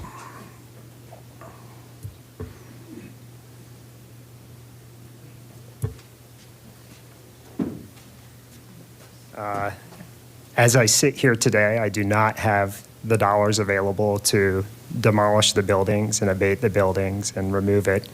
I think it's been accurately described that typically what would happen is you would purchase a property, take it through the design process, put all the financing pieces together, and then sort of demolish and move through in one mobilization, kind of one exercise of remove and then build. I'm not in a position to be able to share private financial information with you, but I can tell you that in a matter of 30 days, given our reputation and work within this community, we were able to pull together the capital to purchase the property all cash and have the funds available to do the design, not the demolition. Thank you. Thank you. But you're not willing to share your finance. No, Counselor, he's not able to share that. So we have absolutely no proof that he actually needs the money, is what we're saying, right? We have zero proof. So do you have any more questions? Yeah, that's my question. Okay. What is our proof? It doesn't seem like anybody's going to be able to answer that to suffice. So if you have no more questions, Counselor. What is our proof that he Okay. needs this money? Well, and What is our proof? That is why they're here. That's why they're here to ask, and that's why it's this body's ability to evaluate. And I will also mention that this has been in the community for over 10 days, so a lot of these questions could have been asked and a lot more research could have been done prior than, putting folks Or on the you spot. could have prepared how to answer Counselor, my question at a time. you could have prepared by trying to submit these and have an opportunity to have them answered. So if there are no more questions, So he's your buddy, Mayor. I will go ahead and ask the Mayor Pro Tem for a motion, please. Mm-hmm. I move for the adoption of Resolution 2023-15. Second. Okay, motion and second. Now we have comments, and I'm going to go to our two council members from Ward 2, Councilor Maya Guerrero and Councilor Vincent. I'm going to give you the last word, if that's okay. Oh, thank you. I like that. Yeah. I want to just give a little bit of context, and I think that my colleague, Councilor Vincent, will have much more to share, as not only has she served on this bench longer than I have, but has also been a leader in the area and was on the board of the Two Creeks neighborhood for time before serving as city council, and so has a history with this property and with this community that exceeds my 10 years of living in the area. But I will say that this property is something that came up while I was door knocking on the campaign trail in 2021. This is something that within that neighborhood was very consistent and unifying across a lot of different types of folks, people who were sort of, I don't really know what city council does, but if you can do something about this building, that's what you should be doing. And I also just really want to thank the community of Two Creeks for your leadership and stewardship on this. I know that it has been a lot of people's volunteered hours to try to support really overall, having a pilot program that will allow us to, in the future, get rid of dangerous and hazardous buildings more easily. And I think that the organizing that you all have done in order to make sure that your community is aware that there is agency and to elevate your voices in this space and to work with developers within that whole neighborhood on lots of different properties is really incredibly admirable. And I'm so pleased that this is, has a real potential in this moment. And then I also really want to give thanks to my colleague, Councilor Vincent, for this being, again, specifically at this property, but then overarching the priority of thinking about how we are able to make our community look better, feel better, and be better more quickly and innovate on that. And so I hope that this is the start of many of these conversations that we get to have, and really just really appreciate your leadership from the dais as somebody who's really made this happen. Thank you. So I have Councilor Vincent, then Franks. I am so tickled. I just can't even begin to tell you. I never thought we'd get here. I had 3 goals when I became on council, and this is probably the number 1. And the thing that I get the most feedback on from the community is, can you please do something? Can you please? Why can't you do something? And what I don't think other people realize too is you can just look at this property, but it's the effect that it has over a lot. You have the Carrie Lynn Apartments, you have the Sheridan Bus Station, you have the Tiffany Square, you have single-family homes around there that are all affected by this property. I had asked for some statistics, both on code enforcement and how many calls for service, and I wasn't able to get that all gathered today. But I can tell you that there's a lot of calls for service, and there's a lot of code enforcement. And there's been frustration from both of those departments that they could only get so far. And it was a little disheartening for the community, I do believe, to hear that it could be years before the buildings were even taken down. And they said, if nothing else, I know you have to have the financing, you have to have designs, you have to go through all of this, but if you could at least tear down those buildings, that would be great. This place, I know some people said they went by and there were no homeless, but this is how bad that place was. Not only are there calls for service, but these people actually acted responsibly and put fences around the property that didn't work because they were broken into every night. There were things stolen out of there, so they actually had to spend the money then to bring the fences closer to the buildings so you could maybe not get into them. The person before there was horrible. In fact, I don't know if you were here, but I think the only reaction we really got out of him was when he was going to lose his liquor license because it wouldn't follow him when there were 2 people that were murdered at the restaurant. And then he just panicked and tried to get the liquor license back. So I appreciate it. I've worked with these people before, as have the Two Creeks neighborhood, on the development on Westline Village, which they did exactly what they said they were going to. So if we can get this moving, this will be a nucleus then to even better the neighborhood. And, people don't want to come down Sheridan and see that. And you even have to talk to other people, not just Phillip Park, but, you have people saying, oh, I don't go by there. You represent that area. Yeah, and I'm sticking with it, okay? That's all I can say. And so they don't. It affects the whole community, folks. It really does when you see something like that. So it's not just Two Creeks. It's all of Lakewood, quite frankly. So I appreciate this. I definitely will support it. And I, too, appreciate all of Two Creeks getting out. They were very passionate about it. We got like 60 emails on that. I think that's probably the most we've gotten on anything so far. So thank you. And we are trying to have a party. Somebody said, well, maybe we can sell bricks for $10 a brick and then do it as a fundraiser and smash it down. Just saying, that was one of the things for a fundraiser. So, but thank you. I think at one time a council member got to run a crane through the old Kmart, so maybe you could work that out. All right, Counselor Franks and Counselor Olver. Thanks, Mayor. I just wanted to take a moment to acknowledge all of the hard work that's went into this effort over the years by multiple, citizen groups, the city, and the current owners and developers. And I wanted to thank Mr. Smith for really going through the fact that we're making sure that the community is aware that this is for community benefit. And I can tell Councilor Vincent how important this is because I hear about this property from people in Ward 4. This is our city, the whole city, and people really want to see that area get the revitalization that it deserves.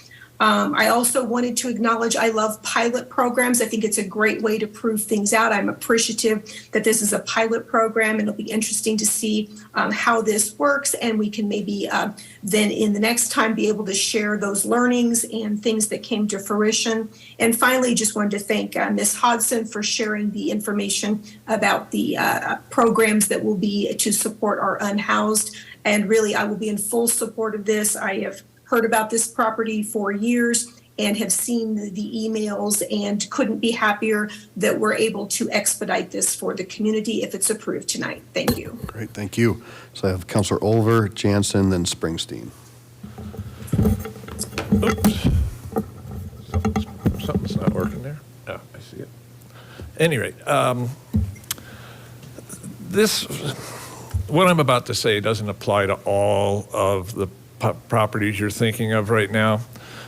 This one bothers me a bit. I understand your pain, and I've been in that neighborhood a bunch myself. But the idea that it's called a pilot program actually scares me a bit, because, like you said, there's a number of other properties in Two Creeks area. There's properties in Ward 3. There's properties in Ward 1. There's properties probably in Ward 5, and heck, I can even think of one in Ward 4. And if we just start handing out money from the Economic Development Fund, we're not going to have any money left to do what I believe is the primary job of economic development, which is to create jobs. And so this one, like I said, I might vote different. I'm going to vote no. But I might vote differently on something else. And the problem with this one is it's right next door to light rail. A light rail station. This property should be worth a fortune. And why it's taken so, I know, why it's taken so long is a mystery to me, to be honest. But I believe that natural economic processes should take care of this one. It's, in real estate, it's always location, location, location. Well, this has got the perfect location. And we're going to put the money into this one, but then Ward 3, Wadsworth, and Mississippi, are we going to have any money left to put into something like that? And that's Ward 3. So I just have a bit of a problem with this one. And what I'm saying right now, I'm not going to hold to other properties, but I'm going to have to go no on this one. But don't worry, it's going to pass. Counselor Jansen. So I'm going to go back to what I always do. Constitution, Colorado Constitution, Amendment 11, Section 1, pledging credit of state, county, city, town, or school district forbidden. Neither the state nor any county, city, town, township, or school district shall lend or pledge the credit of faith thereof, directly or indirectly in any manner to or in aid of any person, company, or corporation, public or private, for any amount or for any purpose whatever, to become responsible for any debt, contract, or liability of any person, company, or corporation, public or private, in or out of the state. And there's Section 2, and it goes on to more and more about giving money. And I never did get an answer from Mr. Parker on how are we going to get around the Constitution with this. And Ms. McKinney-Brown did send me a bill, but it was from 1985. And it pretty much said something about the Development Incentive Fund. And I don't think we have that anymore, right? The Economic Development Incentive Fund. Oh, no questions, sorry. That's my comment. Yeah, I was going to ask, I said, All right, no more questions. So I'm probably going to vote, and I do feel the same way. It is an ugly, ugly shopping center. We do have a lot of those around Lakewood. I just think that, I mean, I know when I bought an old piece of property, I fixed it up, you know, that's what I did. And I used my own money, and I got loans from the bank to take care of it. I didn't go to the city. Anyway, thanks. Councilor Springsteen?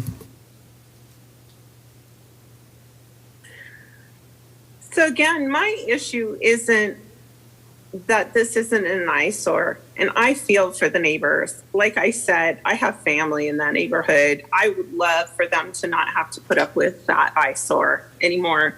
It's not about that. My issue is with the lack of transparency and what feels like corruption always in our decision making. This just came up. And what we've heard admitted tonight by Mr. Smith himself is that we as a city have absolutely no proof that this developer does not have the financial means to knock down these buildings himself. We don't have financial documents. We don't have any proof.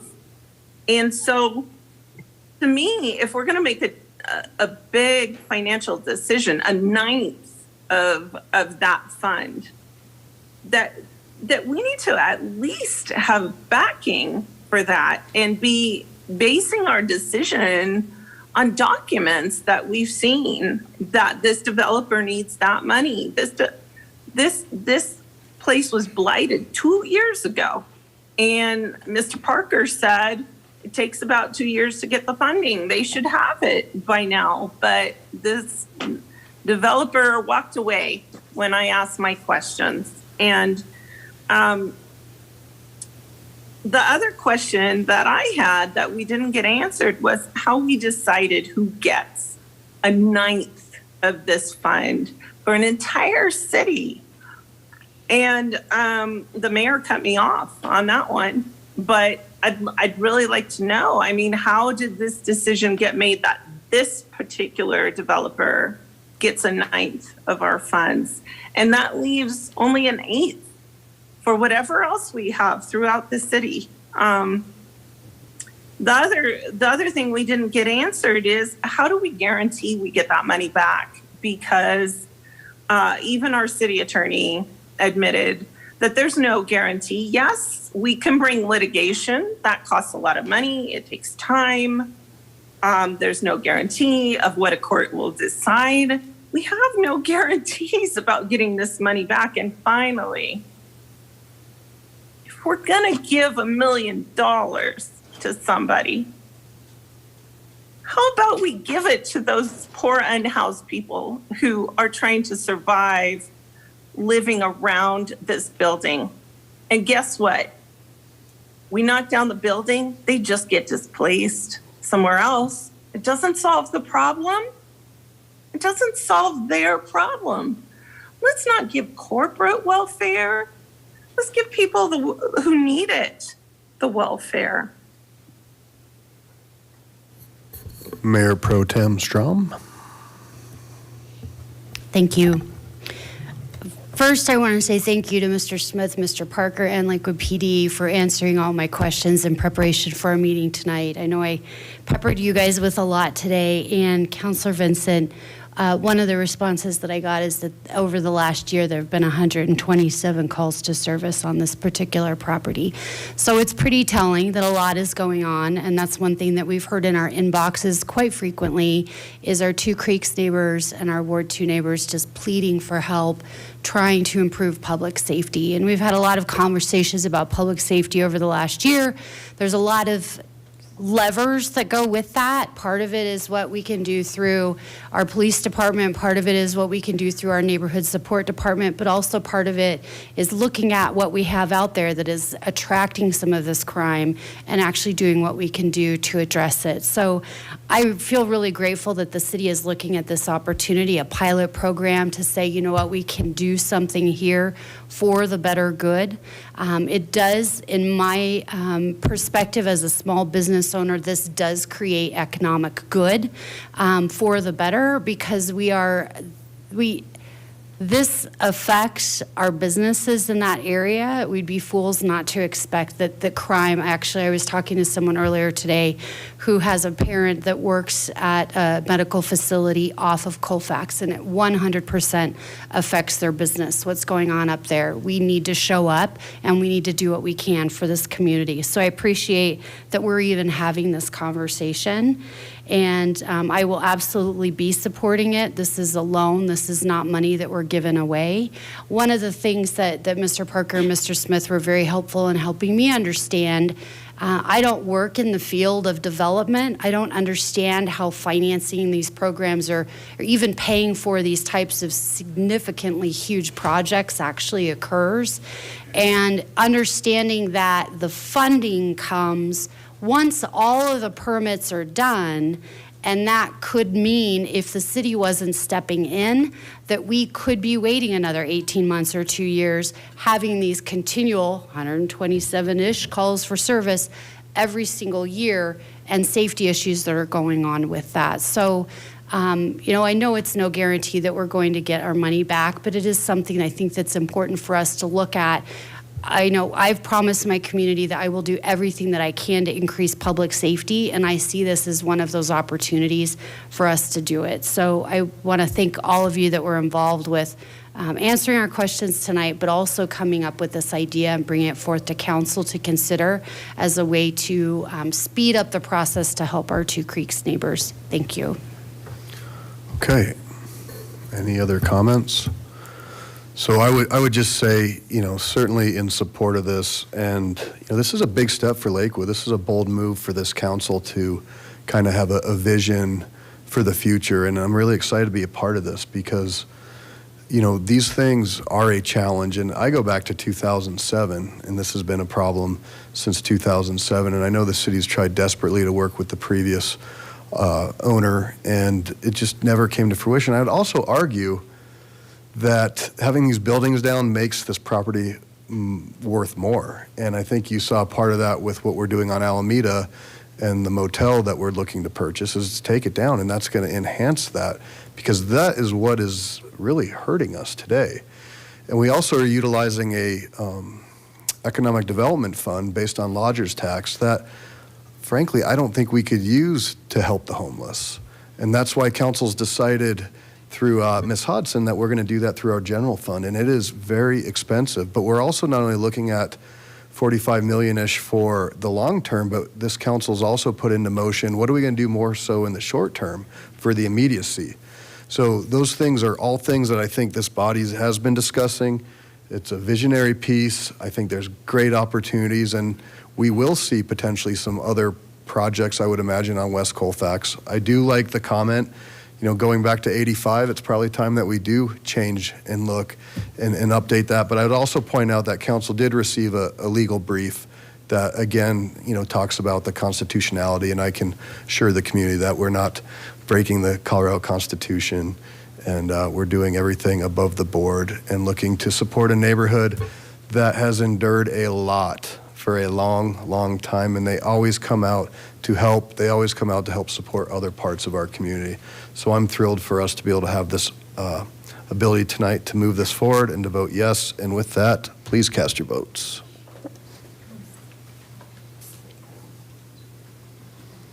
And that passes 8 ayes, 3 nays, the nays being Olver, Jansen, and Springsteen. Well done. Congratulations.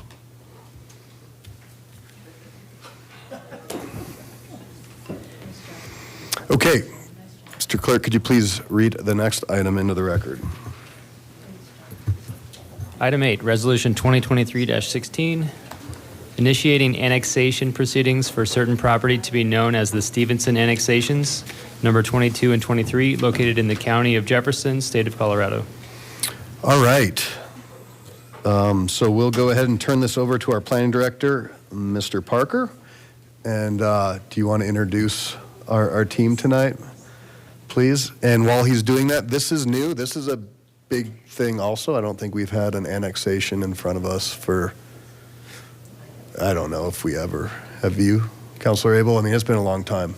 So this will be a nice refresher of this process moving forward. Good evening, Mayor and Council. Director Parker, I'm going to introduce Bria Pafford to present on behalf of the city and to introduce the team as well. All right, Ms. Pafford, welcome.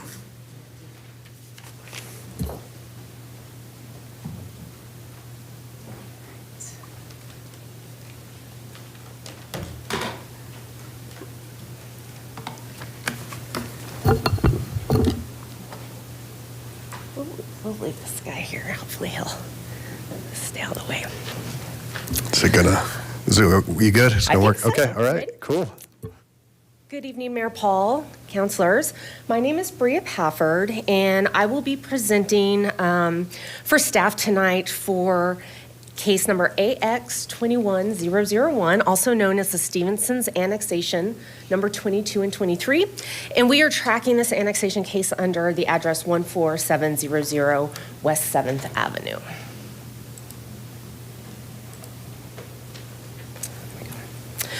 The city clerk has received an annexation petition submitted by Kent Stevenson, who's the president of Automotive Services, Inc. And the applicant is requesting annexation of 2 areas shown here in this map in red that are approximately 15.5 acres in size and generally located north of West 6th Avenue and east of Denver West Colorado Mills Boulevard. The process to annex unincorporated land into a municipality is outlined in Title 31 of the Colorado Revised Statutes, and the initial zoning process for newly annexed land is defined in Article 2 of the Lakewood zoning ordinance.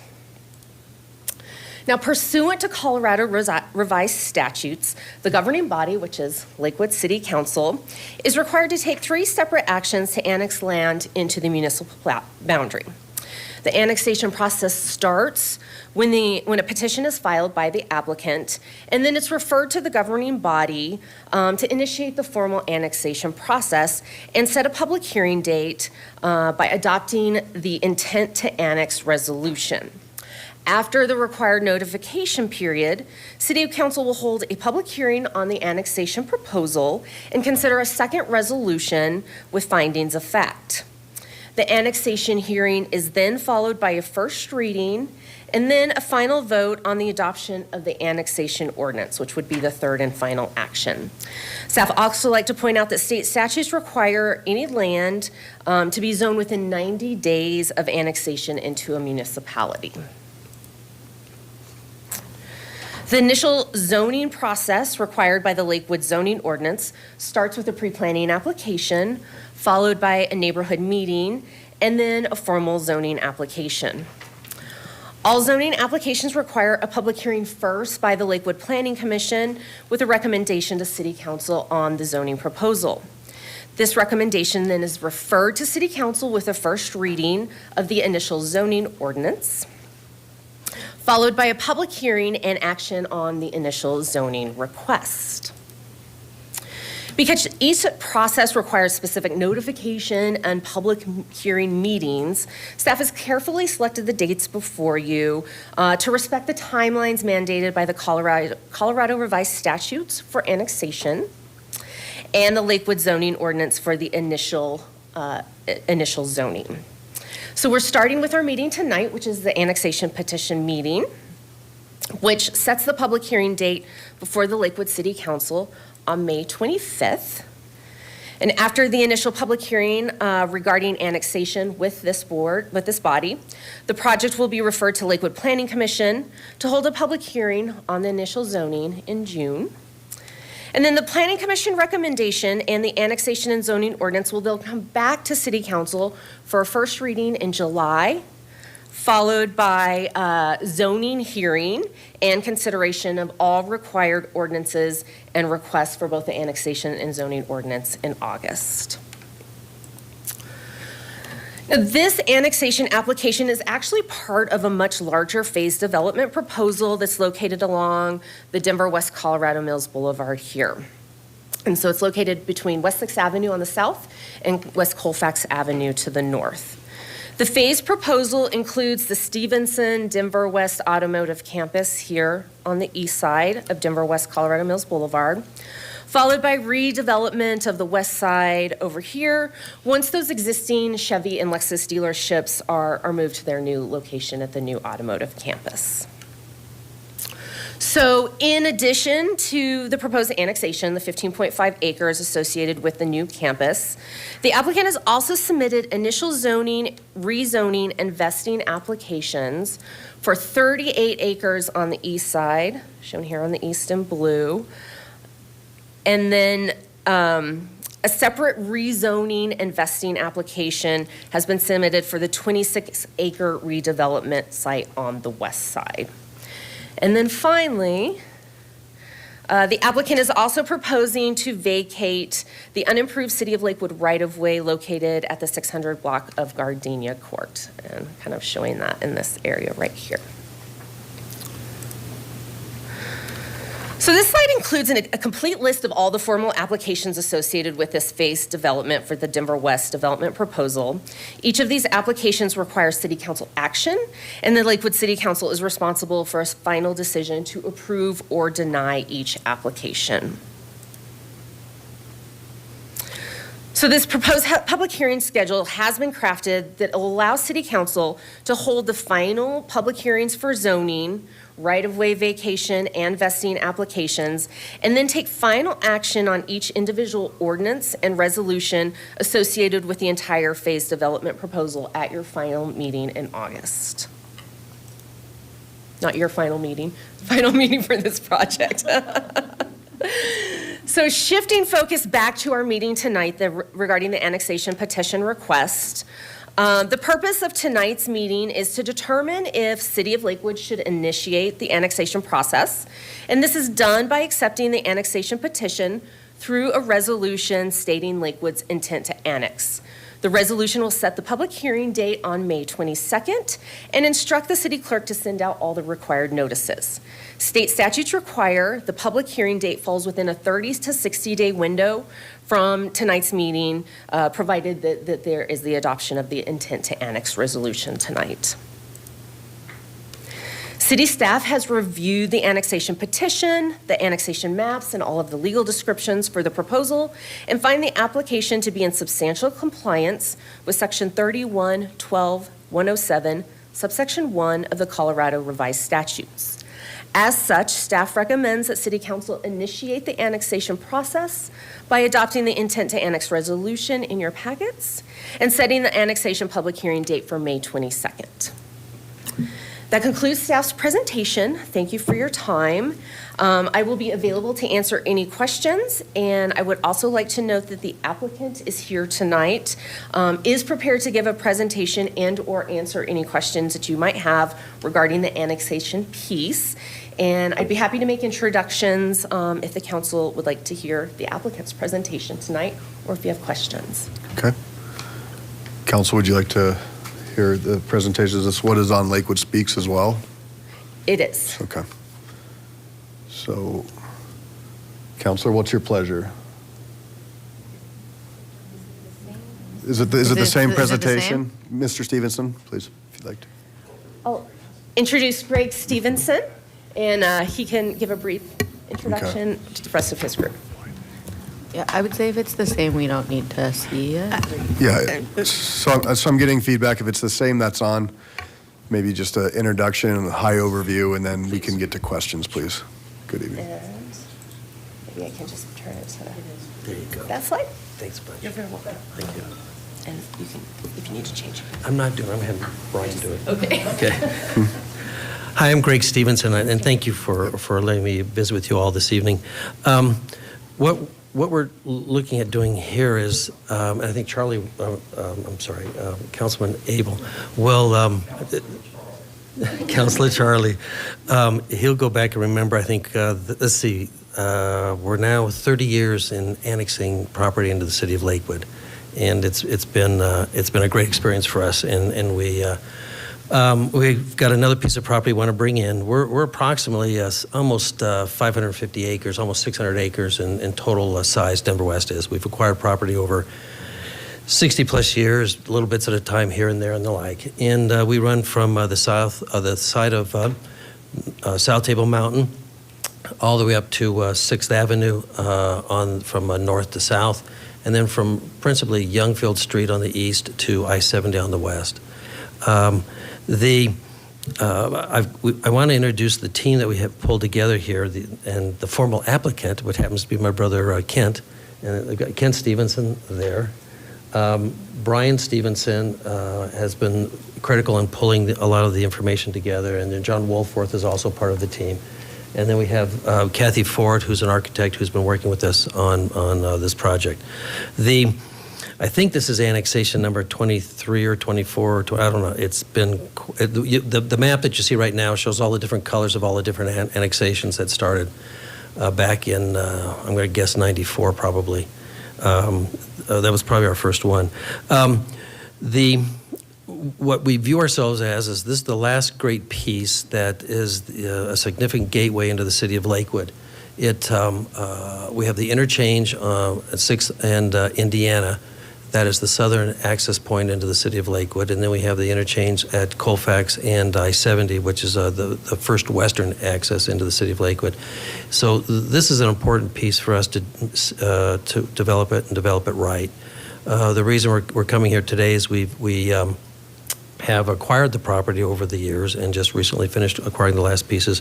And what we're looking at doing is relocating the 2 dealerships on the west side of Indiana to the east side, so that we build an automotive campus where the Toyota store is now. And then there's a 3rd dealership that will come in, so it'll be 3 dealerships, and they will run along 6th Avenue.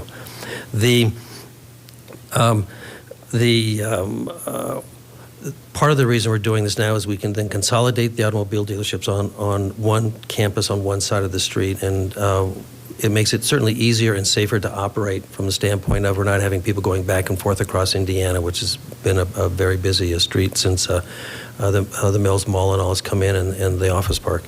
What we're looking for is to continue our practice of having one jurisdiction that will basically help us go through the process of how this should be developed and when it should be developed.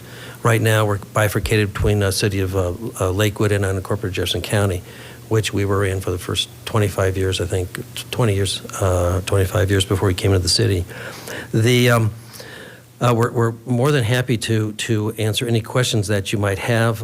We can make the presentation if you'd like. What I would do is I just would appreciate your consideration and considering this informally, maybe beginning the annexation process. We have a lot of things we want to do with the neighbors and meet with the community.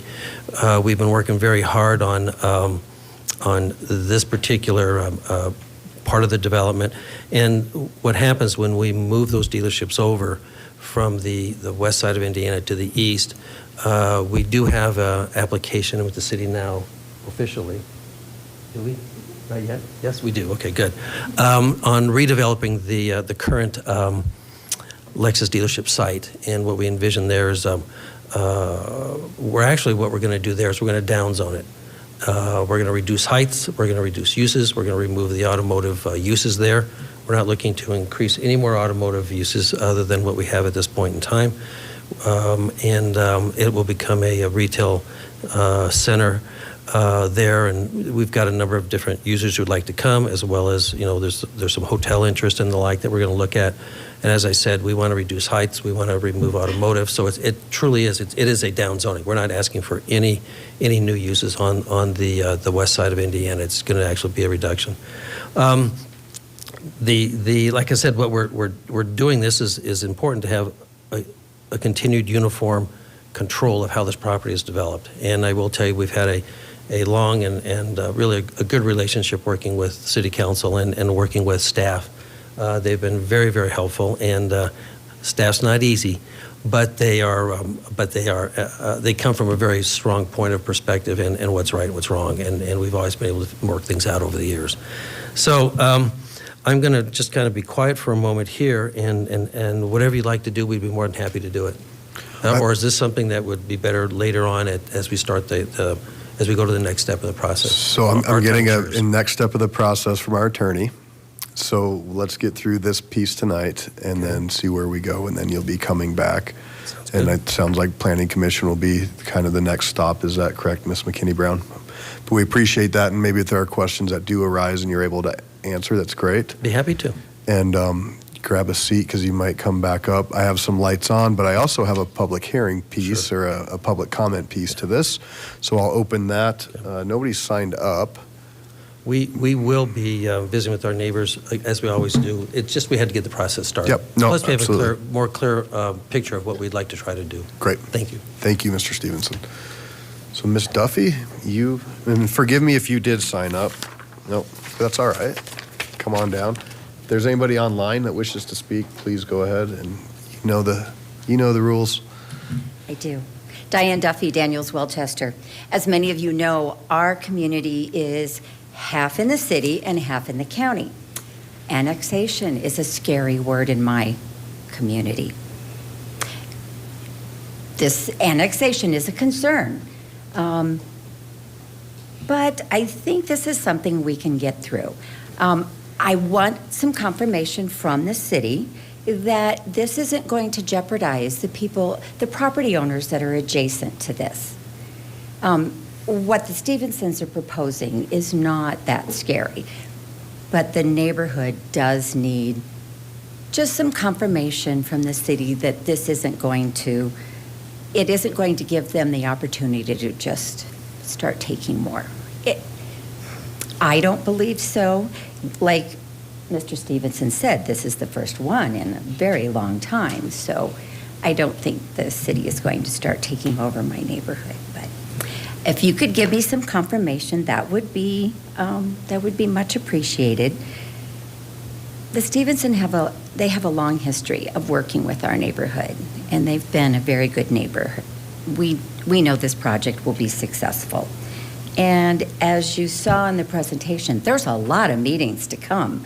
So we will be able to vet our concerns and any issues that arise.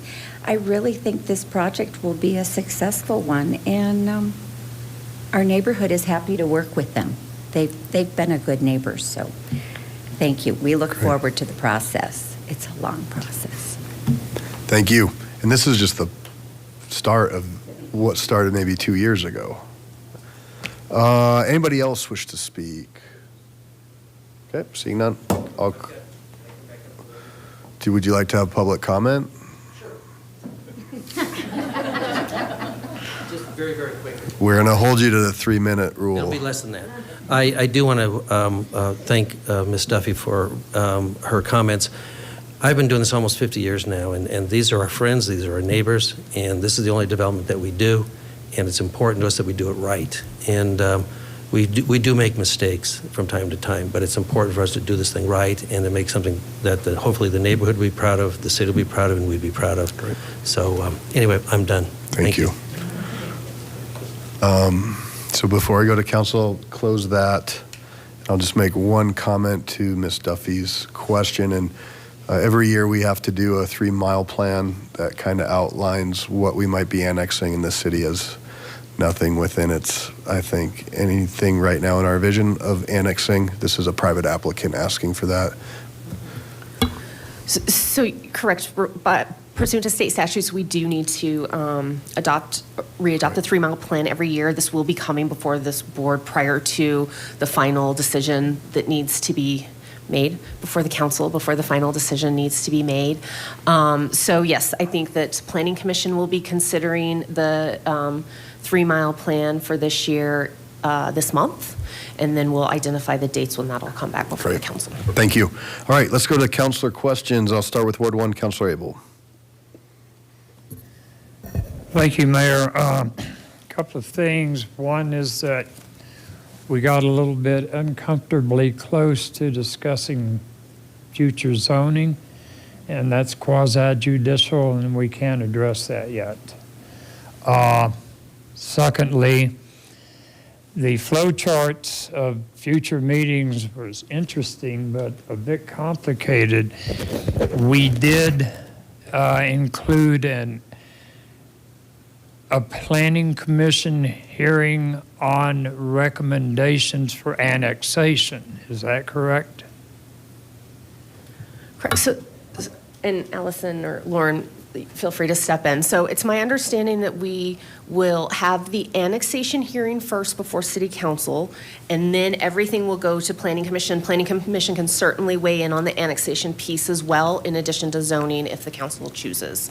And then everything will come back with their recommendation. The city charter requires the Planning Commission make a recommendation to council on matters including annexation. So they have to deliver their recommendation to us before we consider the annexation according to the charter. Correct. There will be a public hearing where you guys will hear from the community, and you will not take any action on that evening. And then we can make sure that the Planning Commission's recommendation includes the annexation piece as well as the initial zoning and rezoning pieces that would then come back to you as your first reading and then final decision. Thank you. And in answer to the questions earlier, I believe we had a place, I think it was the Robinson Brick property out in the Rooney Valley. There were 10 property owners out there, and we heard that annexation probably 7 years ago. And then there was a little chunk over by the Home Depot off of 285. Yep. Which we didn't take that, though. And the Taylor property. And the Taylor property. Yep. So not very many annexations. Yep. Not much at all. Thank you. Okay, so we'll continue with councilor questions. Councilor Mayor-Guerrero. Thank you. My question, I really appreciated talking about the why apply to be annexed, right? Wanting the single jurisdiction to deal with permitting processes and managing your properties and businesses, and that absolutely makes sense to me. And this appears to be really, potentially mutually beneficial because these are all commercial properties. And I am wondering generally the philosophy on why a city or why Lakewood chooses to annex something. There's a lot of technical detail in all of the packet and online things, but just why we think this is a good idea. One quick answer is about our tax revenues as it relates to commercial properties. That enhances our revenues, of course, in the general fund. And as we grow as a city, as we get more and more residential is more of a cost because of the calls to service, the streets and the plowing, et cetera. So whenever we can have real viable commercial in our community, that really helps us with supporting and paying for the service side of the city. Fabulous. Thank you so much. Councilor Jansen. Thank you. So I did have a question about the west side, and I think you answered it. You said you were going, and that's where the Lexus dealership is? And I'm sorry. That's okay. Yeah, Mr. Zinn, go ahead. And I'm going to keep an eye on our attorney. I want to make sure, because we have future cases, that we are within the parameters of the questions, and that's all. So go ahead. Well, I do want to jump in here. Remember that when we talk specifically about what's going to happen in this particular development, we probably are crossing into quasi-judicial. The way Mr. Stevenson handled his earlier presentation, he kept it so high level that you really don't know the details yet. But if you start to ask specifics, we get into issues. Okay. Well, I think he answered my question. I just wanted to make sure that was the west side, so that's what I was kind of wondering about. But I think he did answer it to the best of what I was thinking. Thank you. Okay. Thank you. No worries. Like I said, this is new. These are very few and far between. Councilor Olver? Okay. Any other questions? Okay. Mayor Pro Tem, can I have a motion? I move for the adoption of Resolution 2023-16. Second. Motion and second. Any comments? Please cast your votes.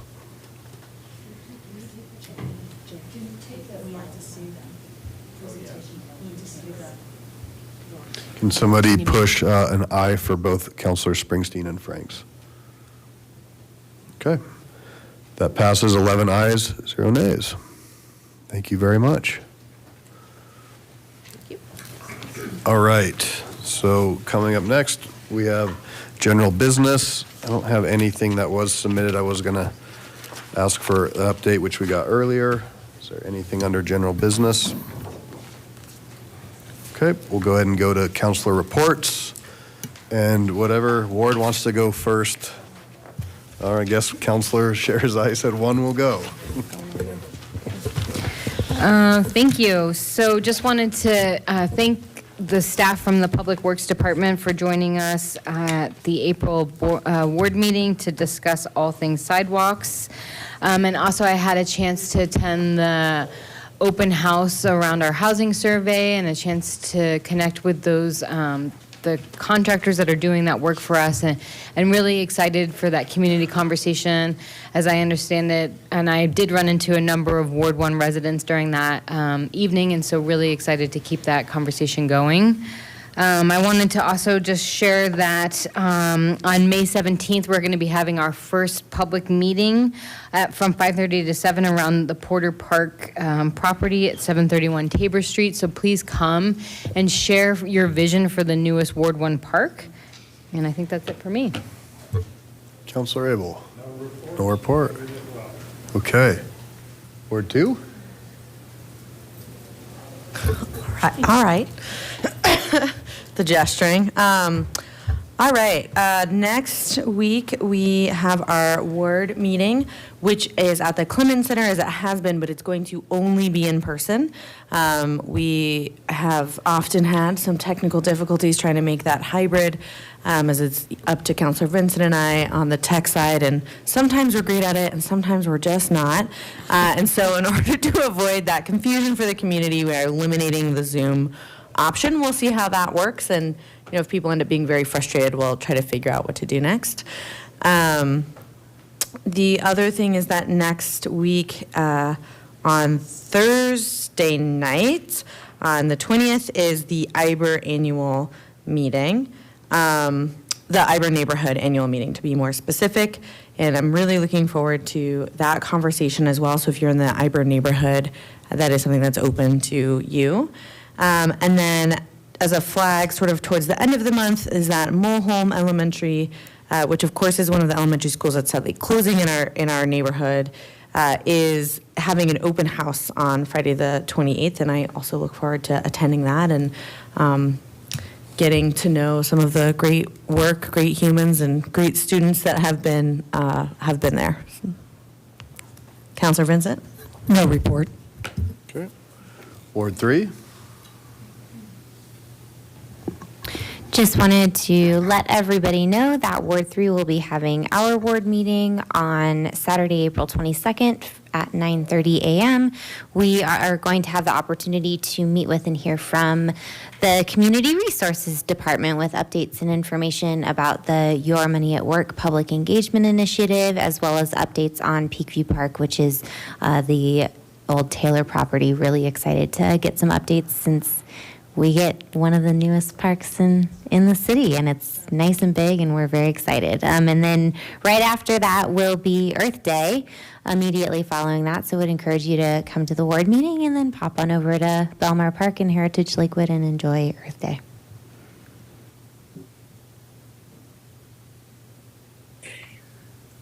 That's so nice. That's the first time hearing of our ward meeting. My ward mate has utterly quit communicating with me on anything to do with the ward.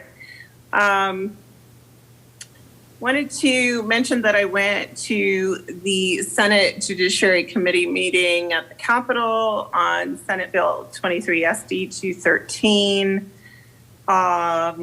which really has to do with the state attempting to preempt local authority, local zoning, local elected officials, which the Colorado Municipal League utterly rejects. And most elected officials in the state, local elected officials, utterly reject on both sides of the aisle, I might add. because it essentially makes local control and local elected officials and any decisions that voters make on a local level, it makes it go by the wayside. And it's disenfranchisement of local voters. And I'm hoping that people understand that at the local level and really support their elected officials in attempting to address this. One big thing that I see comes out of this is that it's really a power grab for developers, and will result in a lot of displacement and gentrification. And a lot of people think it's unconstitutional, and will result in a lot of litigation.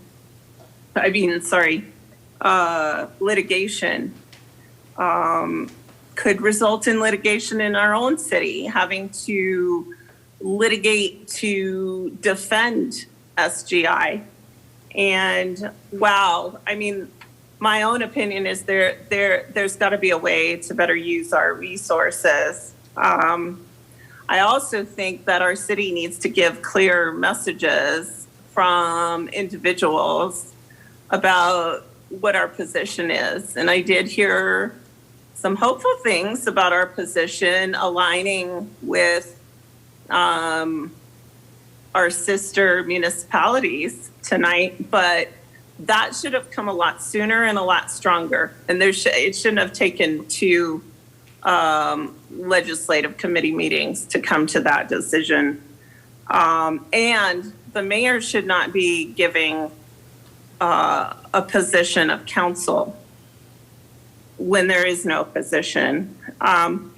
Secondly, I just wanted to mention again that the family of Patricia Dilworth is still trying to get answers. She is the 69-year-old African-American woman who went missing in Lakewood on January 7th and was found deceased in a ditch on 6th and Wadsworth on February 1st. And as I wrote in the Looking at Lakewood, there's a lot of remaining unanswered questions. Somebody reported a dead body in the field where she was found on January 24th, but she was still not found until February 1st. There was a neighbor who had surveillance video that appears to show some kind of abduction, but police say there was no criminal activity suspected. And finally, the city was trying to bill the family $1,400 to look at the police reports and investigation regarding this situation. Now, after a lot of pressure, they did the right thing and started giving the family information. I don't think that information is complete yet, but, and then finally there was the Good Samaritan neighbor who provided the surveillance video, was charged with something later on that appeared to be harassment. And I'm just saying appeared to be because I don't know. I haven't done the investigation. What I'm saying is there needs to be one. And I'm very hopeful that our new police chief, who we met today, is going to be willing to dig into these questions on this case and so many others that we have questions on, that will give us new perspective and answers that will be helpful and create transparency and accountability. I'm very hopeful of you, our new chief. Thank you. What word? Four. Word four. Okay. I thought she was going to go. Tomorrow night is a meeting, the board meeting of the Green Mountain Water and Sanitation Board at their headquarters on Utah, I believe, right below Alameda. They've invited all of the counselors to come and talk about the ravines problems, the ravines open space problems, and the bridges and everything. I'm going. I've heard that Councilor Abel's going, and we have a meeting posted so that if other counselors want to go, that we won't be breaking any open meeting laws.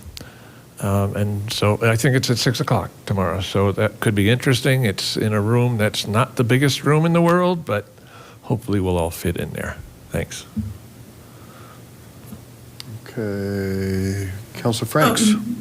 Yes, thank you, Mayor. I just wanted to echo some earlier comments and thank Councilor Stewart for providing the legislative committee's update. I would certainly, based on the fact that our community, the voters, spoke loudly and clear, I would certainly be encouraging a strongly oppose. Again, not a member of the legislative committee, but certainly would echo that as well.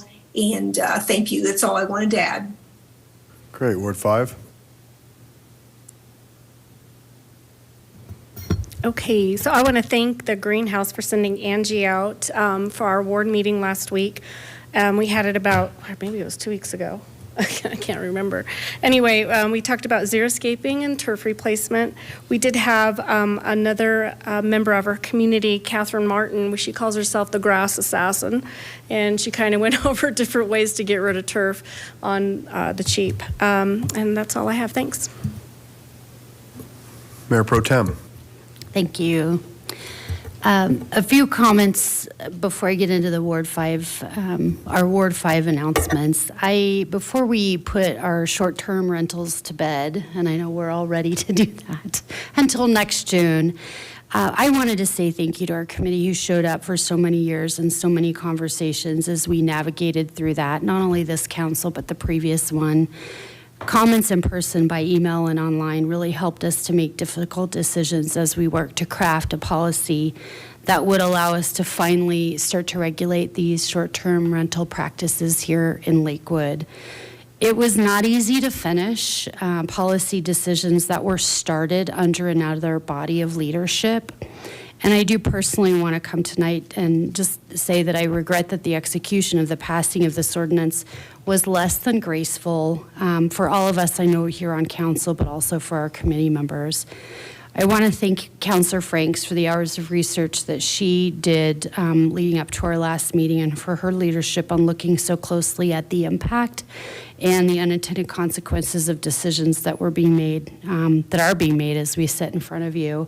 I walked away from our last meeting with several ideas on how I personally will do differently with votes yet to come, and with so much gratitude for my co-councilors and community members that so passionately showed up to make their Lakewood, our Lakewood, a better place to live. While no one likely walked away from that meeting feeling 100% happy about where we landed on that ordinance, it showed us that the process worked. And I do just want to encourage our community to continue to stay engaged and encourage your neighbors to do so as well. So wanted to say that. As far as Ward 5 update, we've got coming up on May 6th, our upcoming ward meeting will be an update from our sustainability department. We're very excited to hear that.